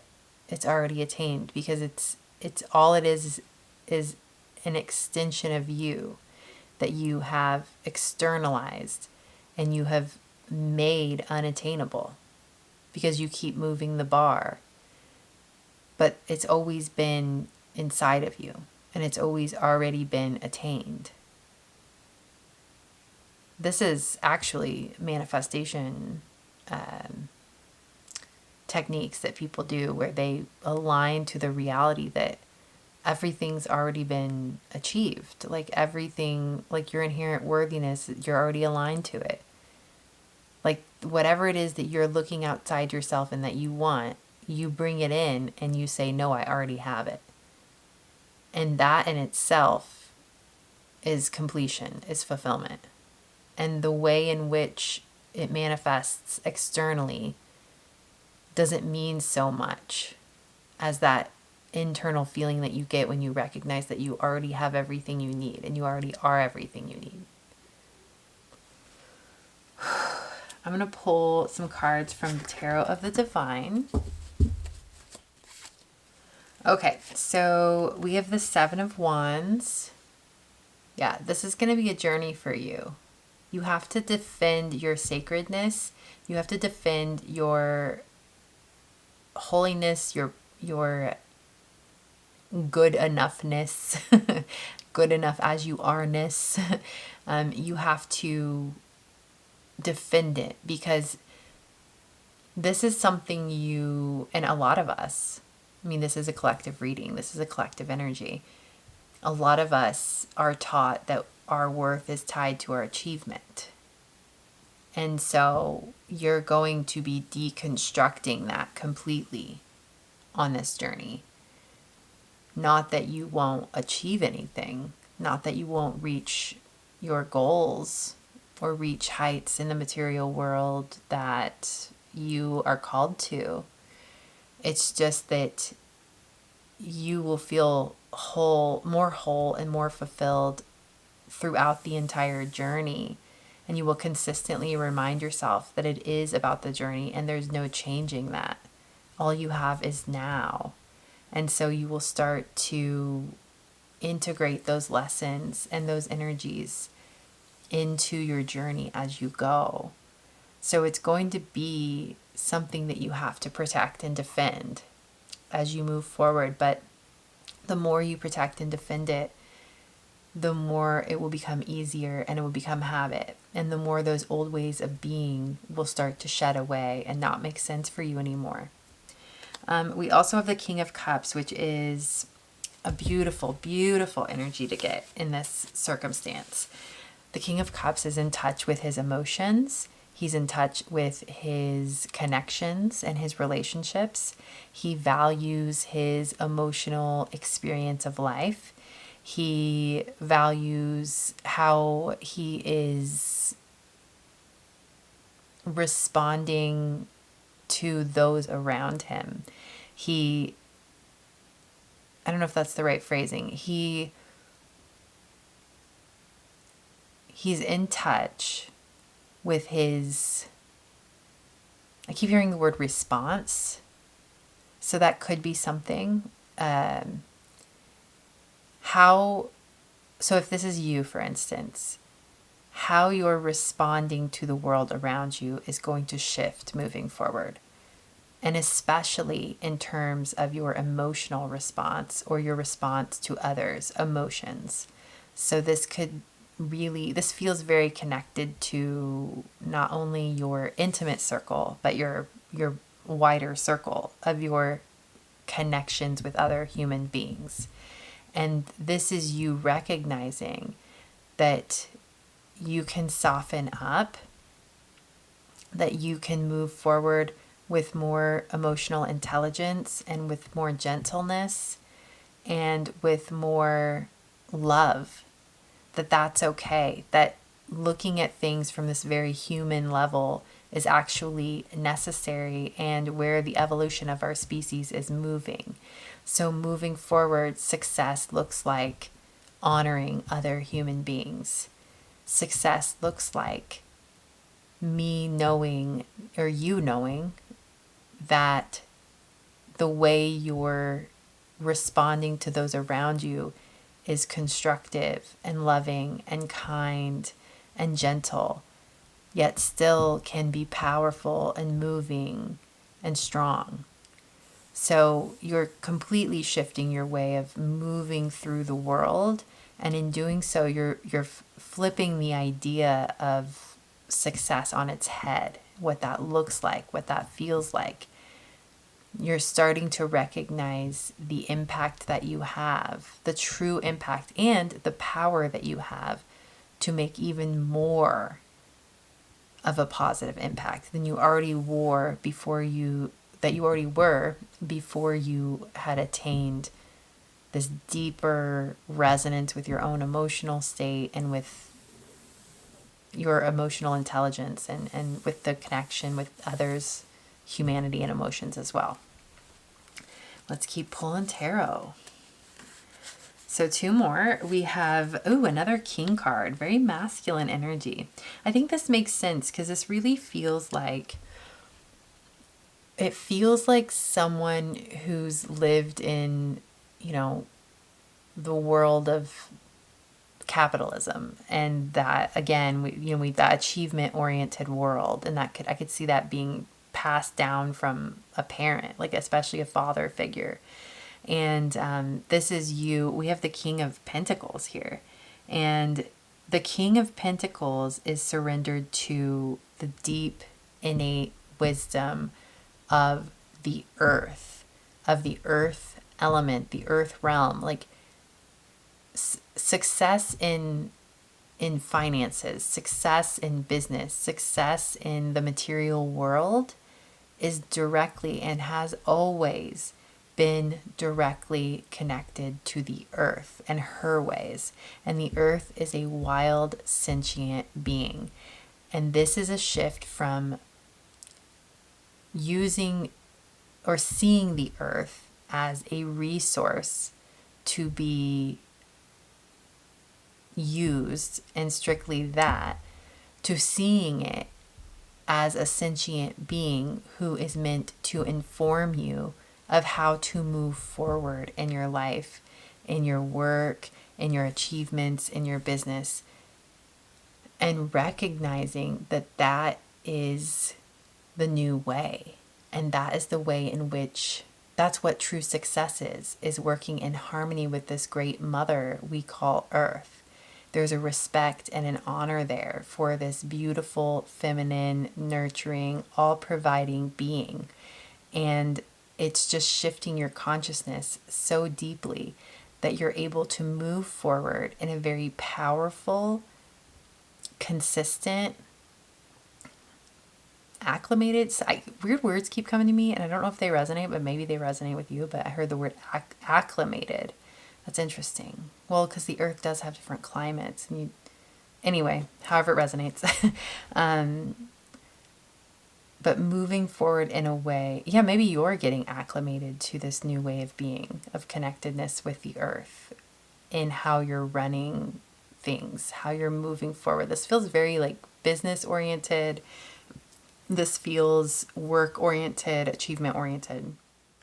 And I love that the two kings are the King of Cups and the King of Pentacles, because it's that balance between the material and the emotional world, the spiritual world.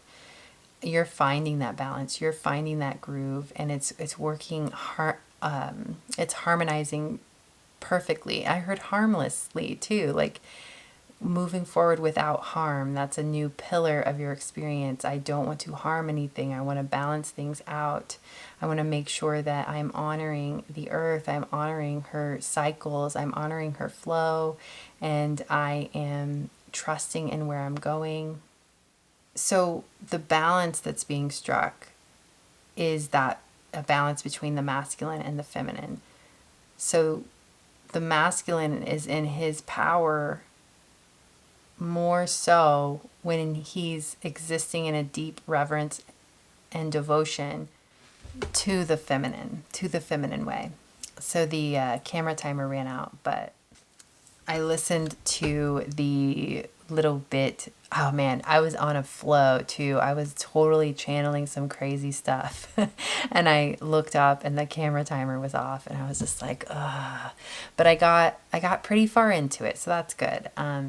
But yeah, so basically you are striking that balance between the masculine and the feminine within you.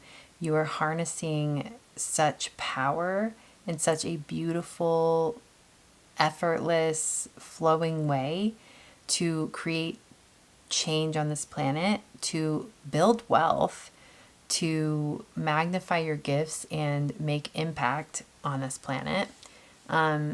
I feel like you're starting to wake up to the reality that you have the power to change things for people. And like, this is my group that I feel like you have been leaning more into your masculine energy. And by you finding that reverence and that honor for the feminine within and integrating it into your being moving forward, you're unstoppable. And there was a lot before the camera timer went off talking about how the new way, you're recognizing that this is the new way, this is the new earth, this is what is being built, is this reverence and honor for humanity and for the earth. And we're not shaming ourselves for using our masculine energy to take action, to create change in the world. We are just taking what we know there and what's worked there, and we're integrating this devotion to the feminine way, this devotion to the cycles of the earth, this devotion to the ebbs and flows of the way her cycles go. Sorry, my wording's weird right now. You're just integrating that. So you're finding that balance, and you're still in your power, and you're still fierce moving forward in achieving your goals. So we also have the Four of Cups here. And the Four of Cups is typically a card about it's about boredom.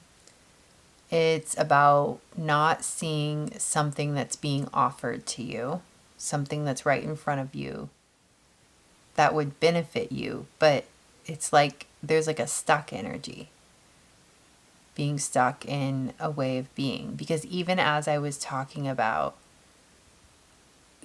honoring the feminine way, honoring the earth, moving forward and shifting in the way in which you achieve things, we were still talking about achieving things, which is fine. And like the Four of Cups does give me that same energy of, I really think something like a pitfall of yours is falling into that trap of achievement being like most of your fulfillment in your life. And there's a strong message here that there's more that will fulfill you. And has more to do with relationships and connections and feeling safe and grounded, like in the moment, even if there is nothing to attain or nothing to achieve. Finding that stillness and finding that safety there, finding that peace there, and finding that joy in that space. Whether it's alone in nature or sitting next to your loved ones and just being contented with that, you're still being like, the energy keeps wanting to go there. Because even in that, when I was speaking about like balancing your feminine and masculine, which I do believe you're going to start shifting into more when it comes to your achievements, you will find more pleasure in that place. And so that almost makes it more of a pitfall for you to ignore intimacy in your life or ignore stillness in your life, because you do find pleasure. And I do feel that if you don't find that balance between the stillness and the intimacy with the present moment and with your more close connections and with life itself, like going to an open mic and listening to a band and just enjoying that moment, or, like things like that, just being alive kind of thing, just for the sake of being alive, experiencing joy for the sake of experiencing joy. You're really being called to make that, like, intend that into your world. We did have that Seven of Wands, that protective energy. I'm calling it in here again, like protect that sacred part of your life. You really need that for your soul's fulfillment, because again, even when you find that better balance within your achievements, if that's all you have, you're going to end up in this Four of Cups, boredom, what's next, I feel unfulfilled energy. It's just this pitfall. So make it sacred and make it, I don't even want to say make it another achieve. Like, wow, you really are achievement oriented. Not a bad thing, especially when you're aligned with your goodness and you really are making a powerful impact. But man, you're here to just be too. Yeah. I'm going to pull some tarot from the Tarot of Oneness as well and see what else comes through. Ooh, 0808 when I looked up at the camera timer. That's 8 is a number of abundance. That's the thing. You have such capacity to create abundance. Dare I say you're already existing in so much abundance and achievement that it's just, I wonder if there is an insecurity there, like, to confront. Ooh, we have the Sun. Love that for you. Aw, the Knight of Pentacles. This is awesome. The Five of Wands and the Strength card. Okay. So the Sun card makes a lot of sense to me.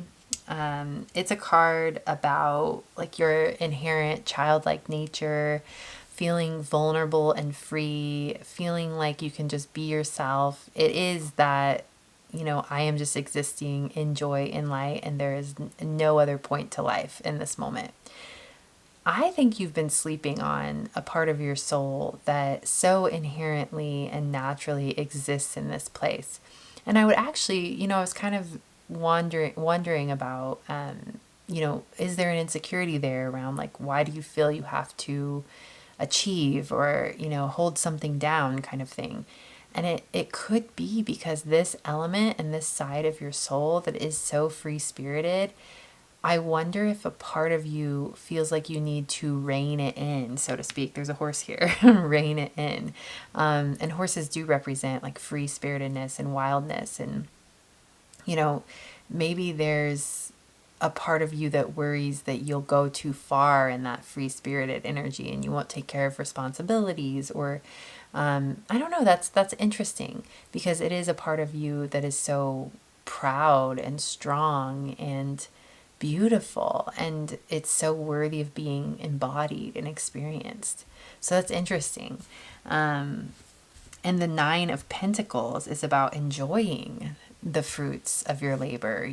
It's about feeling so good about what you've created and feeling so worthy, and so like you're honoring yourself enough to allow yourself to enjoy what you've created, what you've manifested, and knowing that you're completely capable of securing things for yourself. You're completely capable of providing for yourself. And there's a feeling of deepening into that inherent trust that you can provide for yourself and that you always will.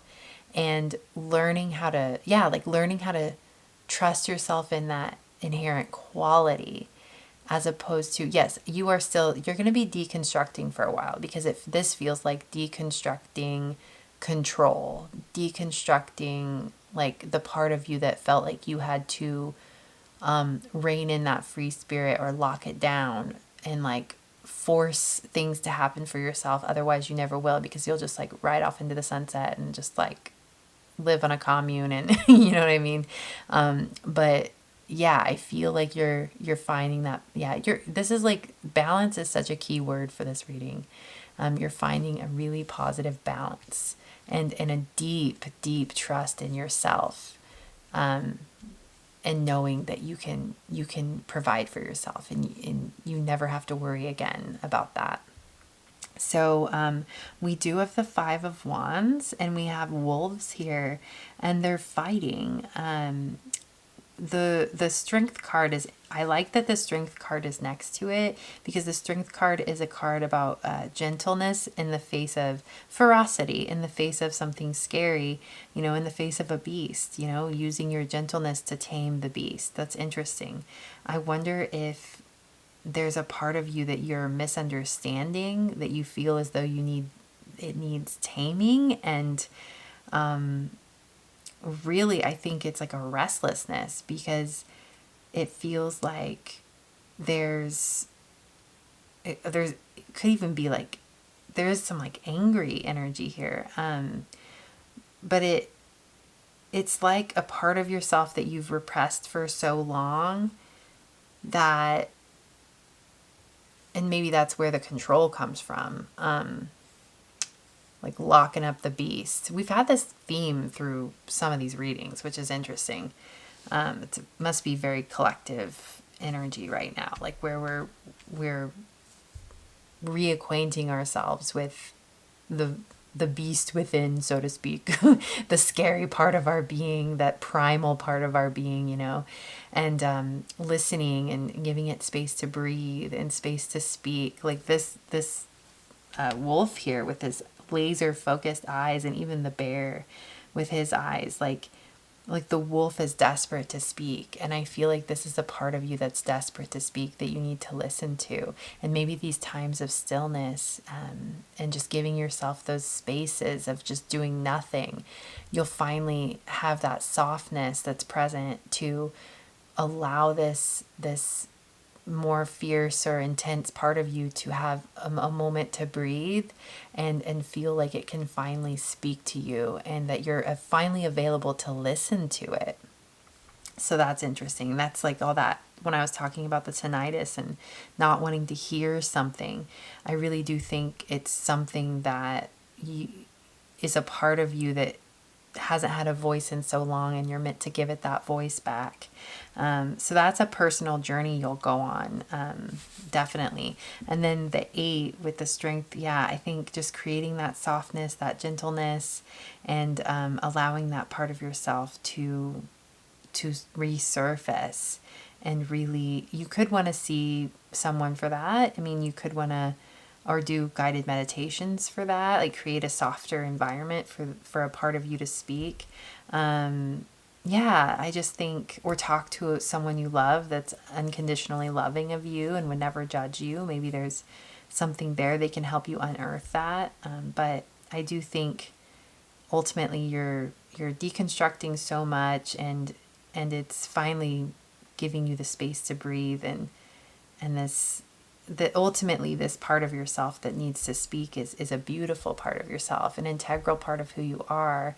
And I would venture to guess that it's the voice that needs to be heard and felt, that is that restlessness underneath, and that feeling of not enough, or that feeling of something's missing, or I need to achieve more. It's just because you need to listen and reacquaint yourself with this part of yourself. And once you kind of like find that wholeness with this part of yourself again, that feeling will go away and you'll feel settled and heard.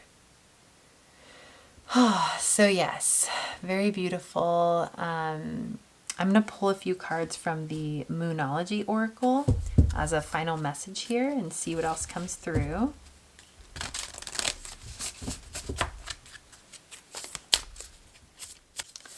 All right, so we have you. Oh my God, seriously. We have You Are Good Enough. Full moon in Virgo. Virgo is a sign that can tend to lean towards perfectionism. Yeah, that's you are good enough as you are. And the more you get acquainted with all parts of your heart and all these repressed places in your being, the more you'll start to know that and feel that and live that. And the more you'll just settle down and trust and know that everything's okay. You're provided for and you're inherently capable, and there's nothing like the enjoying the fruits of your labor will come effortlessly, and will feel secure to do that. I don't know. I just think, yeah, there's such a settling down in your root chakra and your roots. I love that we have trees here. Like, oh, the energy over here was so much lighter, and then we had this kind of like intense over here. But maybe sitting with trees could be very comforting for you, just to ground yourself into your root and into that feeling of safety no matter what. And into the recognition that what you've created is a stable part of the ecosystem of reality. Like, what you've brought into being so far on this earth has momentum and has staying power and has a life of its own at this point, and you can trust that life that you've nurtured it into. And so you don't always have to be on alert trying to make something happen, because you've already made something happen. Now all you have to do is lovingly, well, first of all, receive and fully receive the fruits of your labor, but lovingly tend to it over time. But you've done all the upfront work, so this is just now you entering into abundance and lovingly tending to your garden. And that's it. You also have Believe in the Impossible. Ooh, that's cool. Blue moon. And the energy is gaining momentum with waxing moon. Okay, I feel like we're entering into a whole new message here.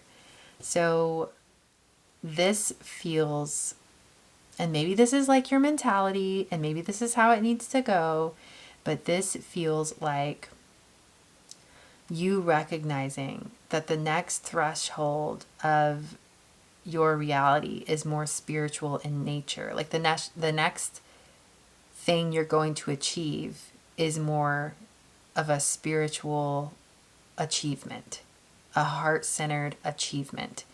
So I love that this message is coming through, because it is a validation that it is okay to seek achievements. I am in no way telling you that you cannot achieve, that you cannot shoot for the stars, that you cannot hit a next level of something. I am validating that for you right now. This is a part of your soul that is amazing and powerful, and you are meant to achieve beautiful things. And everything you do in this world, it creates good in the world, and you're a force for good. So this believe in the impossible, I think the impossible for you is this next level of like getting to this place where you are settled, getting to this place where you feel like you've done enough, getting to this place where you fully feel rooted and trusted in your root, that everything is exactly as it's meant to be, and everything is settled. And there's no more you have to achieve. It's interesting because your next achievement is realizing there's no more you have to achieve. So that's kind of cool and interesting. The energy is gaining momentum. That's making me think that you have spiritual support, divine support in this next shift in your life. So whatever goal, like whatever next thing on the agenda, this spiritual attainment that you want, this new way of living, this new wavelength you want to be a part of, you've got so much divine support around you that all you have to do is surrender into it. That's all you have to do. And the momentum itself will guide you into this new way of being. And all you have to do is let go and trust. I think the initial stages will be you protecting your peace and will be you doing this deconstruction, but it's just going to be, it's like another phase, kind of like how we talked about. You've already done all the work, you've done the upfront work, and a lot of that felt like material to get yourself to a certain point. And then you can ride that momentum because you've already done it. This next, it's going to be the same. So this is something you're adept at. I think that's the message. Like this is, you've done this type of thing before where you've put the upfront work ahead and then you rode on the momentum of what you created. It's just going to be from this spiritual lens. It's just going to be a different type of achievement for you. It's mental, it's spiritual, it's relational, it's emotional. But it's just as, if not more important than the material achievements. And you're finally recognizing that. And you're putting that as a priority. Okay, I think this is your message, group number 3. Beautiful, beautiful, beautiful. And group number 3, 3 is a number of expansion. And I do remember looking up earlier and seeing the camera timer at 0303, but I didn't say it. But yeah, number 3 is expansion. And I feel that your soul and your heart are expanding. I'm seeing the Grinch for some reason, like in the cartoon where his heart expands like 10 times bigger. But yeah, alrighty. Thank you so much, group number 3. I am honored by your presence and I hope I see you in another one. Bye. All right, my lovely human. If you'd like to be supported by me more deeply through powerful energy healing transmissions that serve as monthly anchor points to keep you grounded and aligned to your most fulfilling and abundant path, along with access to a growing collection of exclusive soulful pick a flower readings, I'd be honored to have you in the sacred space of my Little Flower Patreon community. My intention is for this space to be a spiritual lifeline to healing, clarity, and soul alignment. A sacred container that leaves you feeling free and safe to unfold into your most authentic and abundant nature. I've made this accessible at just $8 per month, intentionally so as the number 8 symbolizes abundance, balance, and unity. If you feel called, feel free to like, comment, or subscribe to the Little Flower YouTube channel, as all of these exchanges help not only for my channel growth, but for me to feel connected to the fabric of the community who finds their way into the energetic space I've created. Feel free to browse my single infinite prayer energy healing transmissions, check out my adorable merch featuring my bee and flowers logo and the phrase, "Hello, lovely human," and leave me a tip, or in other words, buy me a coffee if you feel called to. Everything you'll need is listed in the description box below. Last but not least, I have another YouTube channel called Soul Hearken, which is my heart and soul in video form. If you feel called to it, I'd be honored to have you over there as well. With so much gratitude, I send you prayers of happiness, peace, health, and wealth. You are honored and loved. Hello, lovely human. Welcome to The Little Flower. If you haven't been to my channel before, my name is Krista, and I use the presence and essence of flowers along with the tarot to deliver messages to help you align to your most authentic and abundant nature and path.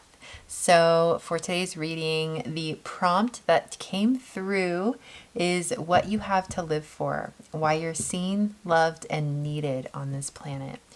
So my intention for this is to bring you into an awareness and a harmony of just why you're worthy, just why you're inherently worthy, why you are inherently loved just for being yourself, why you matter.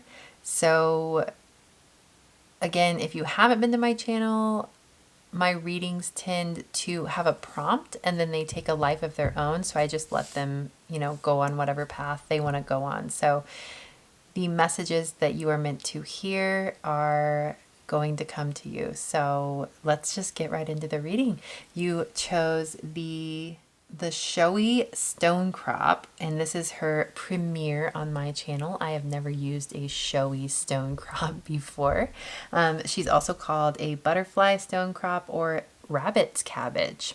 So she is symbolic of liveliness and youth, and she's a source of pollen and nectar for bees and birds late in the season. So it is in September now, and she just started blooming. So I kind of love that. She's kind of like, I don't know, it's like giving the energy of Mother Nature just always making sure that her babies are being taken care of. And I do keep saying she, so there's a very feminine energy here. It's like, oh, don't you worry, those flowers are all gone, but I still got you. It's kind of succulent like as well. So I'm imagining that this is very hardy into fall. Anyway, this is the beautiful, I'm going to call it rabbit's cabbage, beautiful rabbit's cabbage that you chose. So let's just go ahead and get into your reading. For the overarching theme card from the Gateway Oracle, your card is Awakening Ancient Wisdom. Deep inner knowing is emerging within me. Yeah, Mother Earth energy is really powerful, Earth energy.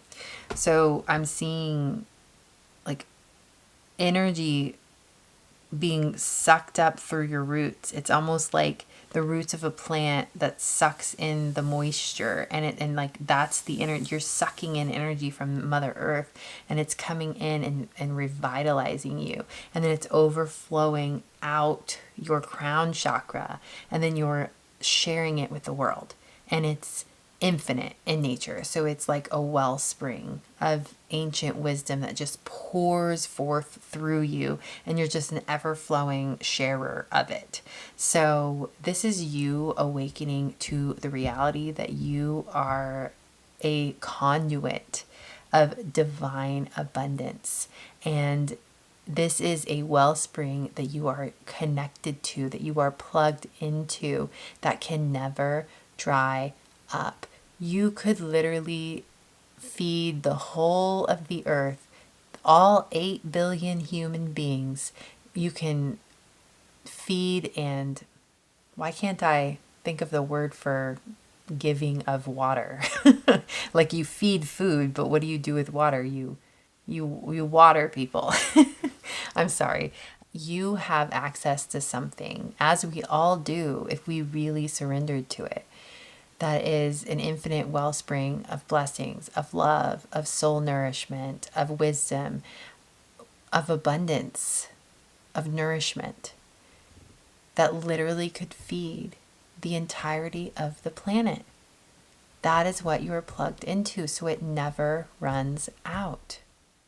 The implications for this is that you have so much to give, and you need no limitation on or cap on what you give. You will never be ran dry. You are such an abundant being. And so while you, of course, can put boundaries around your time and your physical energy, of course, you will never run out of ways to serve the world around you, because you will never lose access to this abundant nature that is an inherent quality to who you are. So with this abundant nature also comes your needs being met, and then some. It's overflowing. It's lavish abundance. It's not just only needs being met. It's literally you could feed the whole planet, like I just said. So that's the crazy part. You're plugged in. And so if you aren't seeing the abundance in your world the way in which you know is a part of your soul, it's because you have in some way limited its flow, or you've learned to limit its flow, or you've deemed yourself unworthy of receiving, literally receiving the abundance that comes through you from source. That there is this feeling of, I could outpour this to everyone around me, but God forbid I take any of it myself. So that's interesting. I'm going to go ahead and pull some more cards. I'm going to pull cards from the Sacred Destiny first. I think what you're walking into is the recognition that abundance is the natural state of the earth, is the natural state of the human. And so there's a detachment. There's a release of scarcity, a release of limitation. There just is. You are just existing in abundance. That's the shift you're making.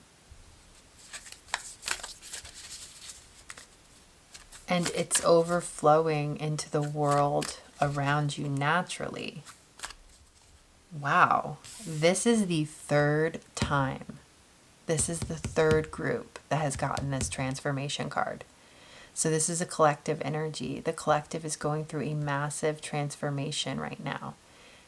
And in your case, it is a transformation of your ability to exist and experience abundance in your life, and to use that abundance for the good of humanity. Ooh, then we have this purity card. Interesting. So I felt called to open the deck to this purity card because I didn't know if that was a fox or a wolf, but now I just feel called to read it. So here we go. First, snow. Before the first snow, the earth is dark and cold. Fallen trees from autumn storms lay haphazardly atop the decaying leaves that cover the forest floor. However, when the first snow arrives, the darkness and decomposing soil are replaced by a purity that is light and bright. In the sunshine, the individual snowflakes atop the snowdrift sparkle with crystalline light. Harsh sounds are muffled. Sharp corners and rugged edges are muted. Everything feels fresh and new. Debris seemingly disappears beneath the pristine white landscape. Softly falling snow illuminates the environment in a diffusion of swirling forms. At night, in the light of the full moon, the first snow is glowing and serenely silent, turning everything into an enchanted fairy tale realm. In some mystical traditions, descending snow symbolizes the transmission of knowledge from a higher plane, the heavens, to the lower plane, the earth, thus bringing purity to the earth. The sacred landscape wants you to know, no matter what has happened in the past, everything can be fresh and new again. The purity of your soul is shining through everything that you encounter. You are entering into a period of grace. Simply open your heart and know that the best is yet to be. The past does not need to equal the future. Your future can be and will be shimmering, sparkling, and bright. Old limiting patterns are dropping away. Recurring challenges are releasing. This is a time of redemption, forgiveness, and holy healing. Group number 4. You are on the other side of transformation. You are existing in the new reality. You are existing in a state of abundance, of overflow, of freedom, of purity and goodness. You have made it. Peace is yours. Love is yours. Abundance and provision is yours. It is all yours. You have achieved it. You have attained it. You have walked towards it faithfully. You have left no stone unturned on this pursuit of happiness and peace. You've walked through soul retrievals. You've done the shadow work. You've walked through the dark nights of your soul. You have allowed your soul to be transformed by the divine. You have allowed the shedding of what no longer serves you. You have walked forward faithfully, and your new dawn is here. Allow yourself to open to receive it. The healing is here. The abundance, the freedom. Open, open, open to receive it. It is yours, it is yours, it is yours. I'm going to pull a couple cards from the Past Life Oracle.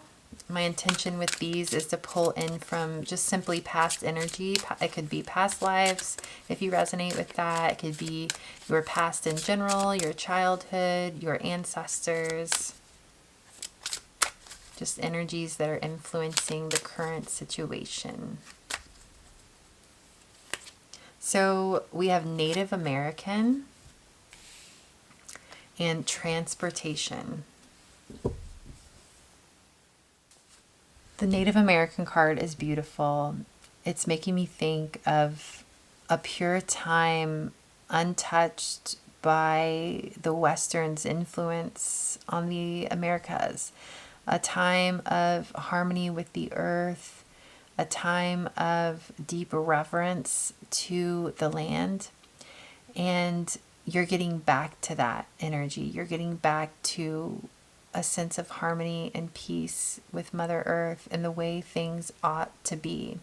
So there's this feeling of an internal experience from your past where this sense of purity within was wrecked, was encroached upon by an external force, was ripped away from you. And this new energy that you're moving into is one of harmony and one of a retrieval of that pure part of you, a protection, recollection, an inner sense of wholeness that you have gained back after a time of turmoil, after a time of violation even. And you are moving forward, using this newfound sense of purity and wholeness to create more of it for the world around you, to create more of it for other human beings. If you feel called, go ahead and open up to the energy, the healing energies that are present for you now. I just felt called. I started doing Reiki here and like clearing energy, and this flower is really, really helping me. The butterfly Stonecrop, the Showy Stonecrop. She's really present. The other flowers weren't so loud. She's got such a strong voice. But yeah, they're like, just open up if you feel called to. You can consent to receive Reiki energy, consent to receive whatever the divine has for you. I like to say in the infinite prayer sessions and things that I do that, that's, if you open up to a transmission, that's a transmission directly from the divine to you. I'm simply, a catalyst or a mirror for that to happen. But that's your relationship. That's your private sanctuary of space. So I do believe in this reading right here, right now, that there's some energy available to you. So if you want to open to that and you feel safe in doing that, you can do so. But if you don't, you can just stick around for the reading portion. But I'll probably be doing Reiki during this reading as I speak. So, all right. So, yes, it's like, it feels like we're clearing up loose ends, like we're letting go of the past.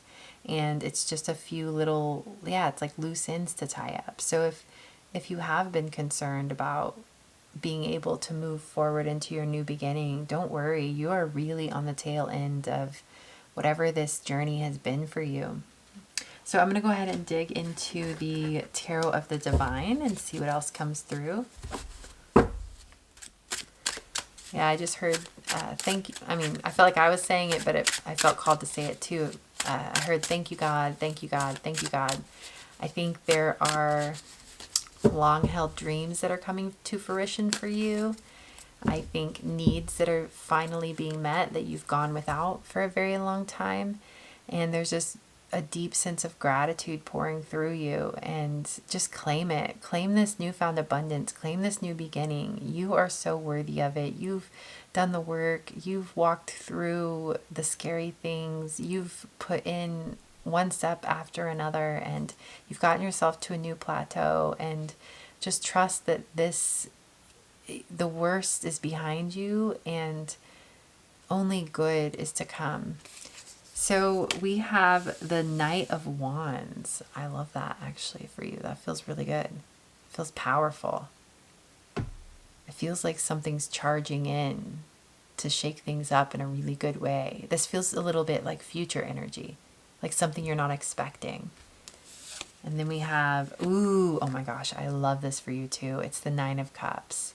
This is emotional fulfillment. This is feeling contented with what you have, with where you're at, with who you're surrounded by. This is feeling satiated and nurtured in your body, in the physical world around you. This is feeling good, settled, happy, content, pleasure-filled even. Justice. I do believe, yes, justice makes, each card is like, whoa. This is meant for you. This peace, this era of abundance and peace and a settled feeling in your soul and in your body and in your connections and in your world. It is only right that you experience this. The score is settled. The scales are balanced, and this is where you're meant to be. This is your new normal, your new plateau. Let it in, welcome it in. Ooh, oh my gosh, you have an amazing reading so far with the tarot cards. The Queen of Wands. This is you feeling powerful, feeling fulfilled, feeling capable, feeling on top of the world, loving yourself, feeling yourself, moving forward about this planet from a place of self-love and confidence that no one can knock you down from. This is where you're at and where you're going. And you got yourself here. That's where all the confidence is coming from. Because you did the work. You learned what you needed to learn along the way. You grew, you changed, you evolved, you processed, you released, you let go. You healed, you mourned. You did everything you needed to do to get through the ending of that last chapter. And this is, I don't even want to call it a reward. It's a natural consequence of the steps you've taken in your life. And the love that you've walked towards, the self-love, the love for humanity, the love for God, the love for your loved ones, for your family members. You've walked towards love, and your reward is love. It's not a reward, it's just natural consequence again. If you walk towards love, you're going to end up in love. All right, we're going to pull a few tarot cards from the Tarot of Oneness now.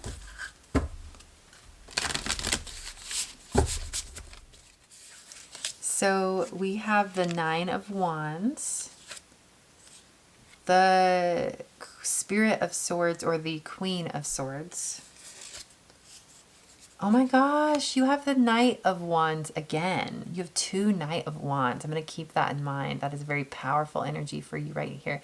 Like I keep feeling with the Knight of Wands, there's like a valiant like person coming in to, I mean, maybe not a person, but this is like the energy. It's like someone coming in to save the day, something coming in to like sweep you off your feet, or like something charging into your life and it feels so unexpected. So be open to the unexpected. Be open to a massive shift in your worldview, in your reality,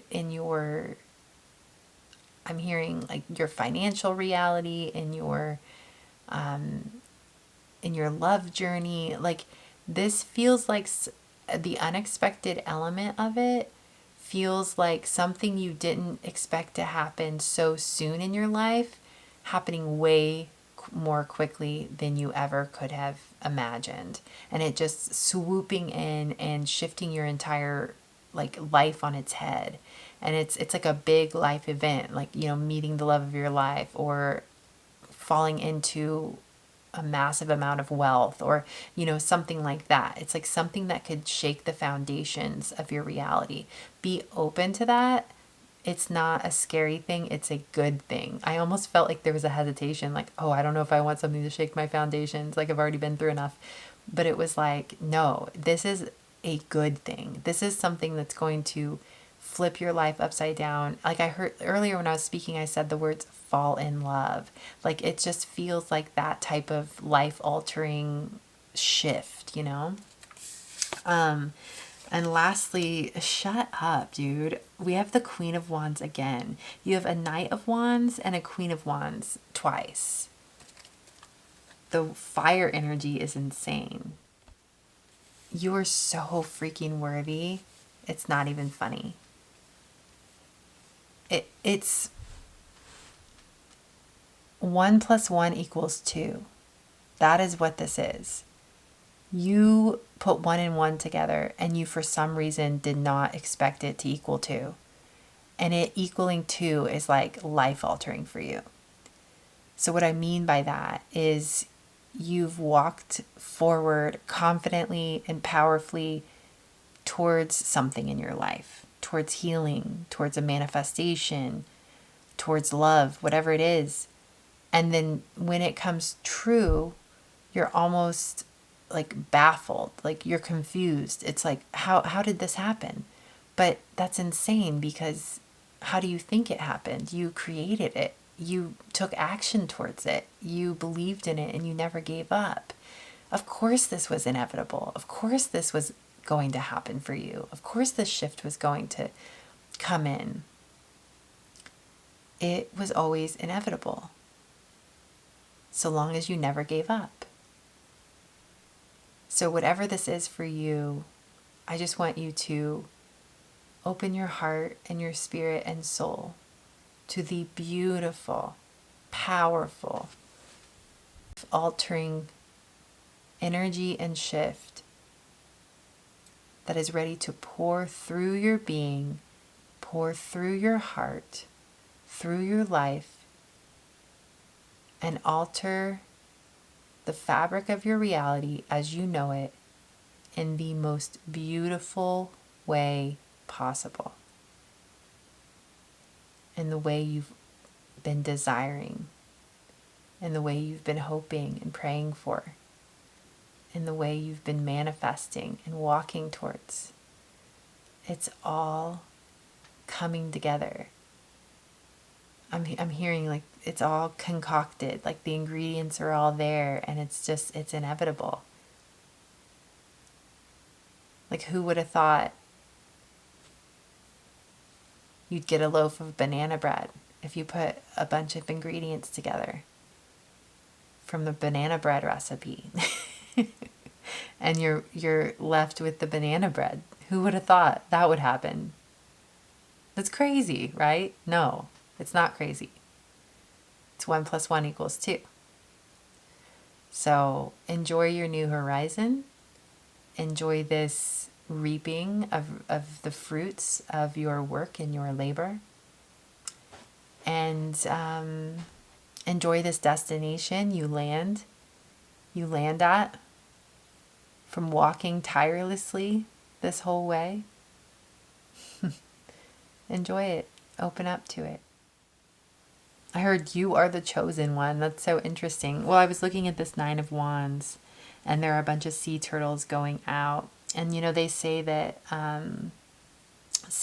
they say, I think it's a fact, that baby sea turtles, only like a certain percentage, like so little percent, like 1% of them actually survive and grow into adulthood. And it's like, you were the one that made it. You know, you were the one with the tenacity, with the instinct, with the strength and the power. You were the one with like the willpower. You were the one that did it. You were the one that made it against all odds.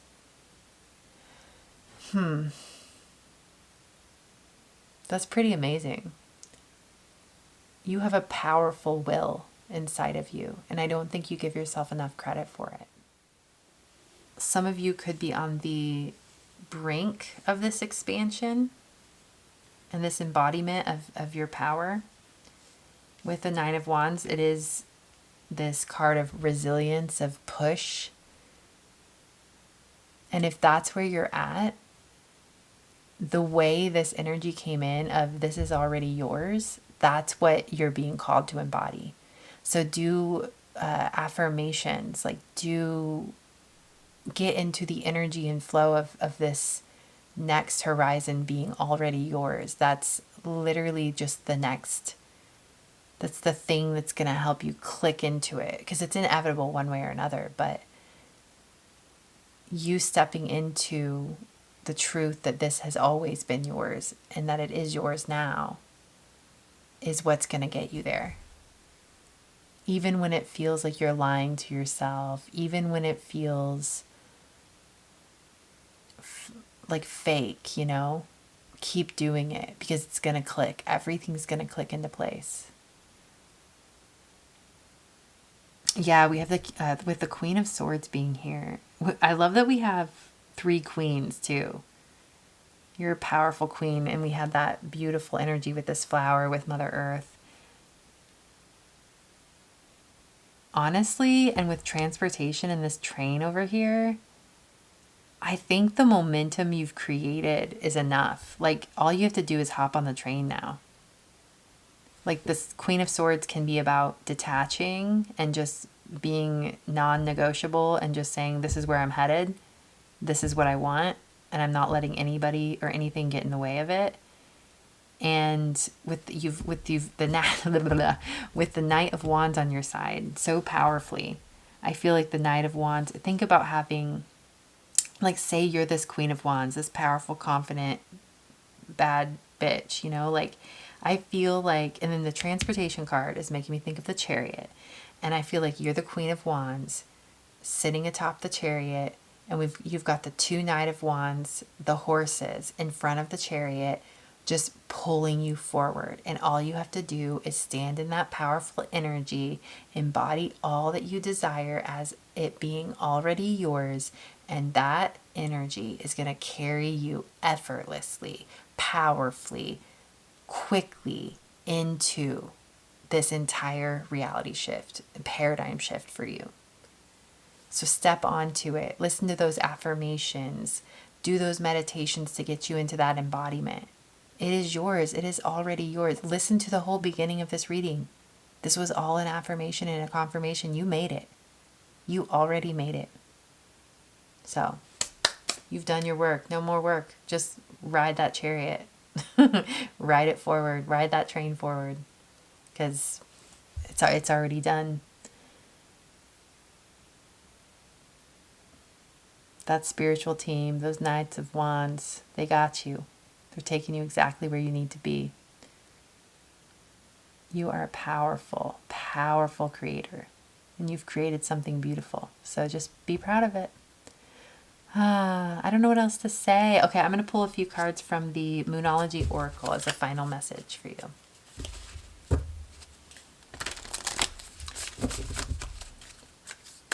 Yeah, you are the butterfly.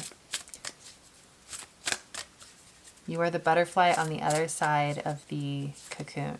You've made it. You're just flying around, enjoying the nectar of your flowers, floating on the wind.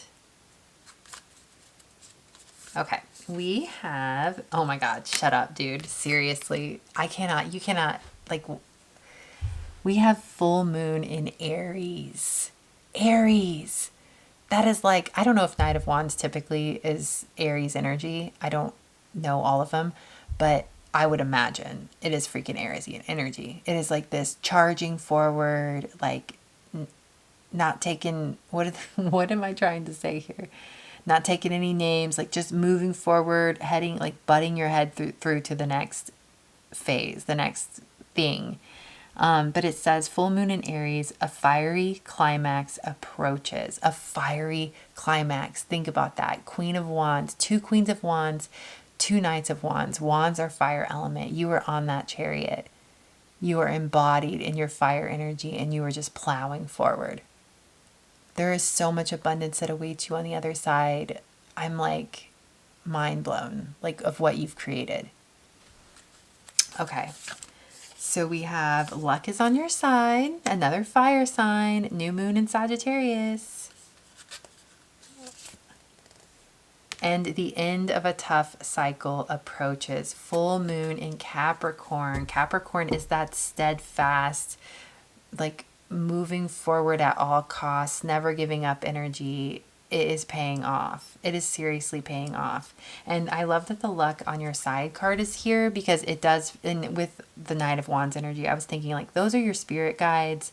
That's like your spiritual team, like it's just plowing you forward. They're just carrying you across that finish line. And like there's so much, like I'm getting like chills as I speak, like along my legs. And I just feel like there's so much like a celebration all around you as you move forward and attain this next thing and this next phase and enter into this love of your life, whatever it is, this abundance, all of it. There's so much like frenetic and beautiful and powerful and supportive and celebratory energy all around you. And I just want you to know that if you don't feel it, it's there because you're there, because you made it. I don't even know. I can't say enough here. I feel like I can't land the message enough. It has to land in your soul. It has to land in your root, in your heart, in your mind, in your spirit, in your, like in all of you. It has to land in your body. Let it land in your body that you made it, that you did it. Please, please, please let it land because it's true. So that part's up to you. Let it in. You did it. Okay. Group number 4. It is secure too. You're group number 4. 4 is a number of security. This is secured for you. It is done. Thank you so much, group number 4. It was an honor to channel this message for you. I'm so proud of you, even though I don't know you, but that's just your spirit guides coming through. Yeah, thank you. I'm honored. I hope I see you in another one. Bye. All right, my lovely human. If you'd like to be supported by me more deeply through powerful energy healing transmissions that serve as monthly anchor points to keep you grounded and aligned to your most fulfilling and abundant path, along with access to a growing collection of exclusive soulful pick a flower readings, I'd be honored to have you in the sacred space of my Little Flower Patreon community. My intention is for this space to be a spiritual lifeline to healing, clarity, and soul alignment, a sacred container that leaves you feeling free and safe to unfold into your most authentic and abundant nature. I've made this accessible at just $8 per month, intentionally so as the number 8 symbolizes abundance, balance, and unity. If you feel called, feel free to like, comment, or subscribe to the Little Flower YouTube channel, as all of these exchanges help not only for my channel growth, but for me to feel connected to the fabric of the community who finds their way into the energetic space I've created.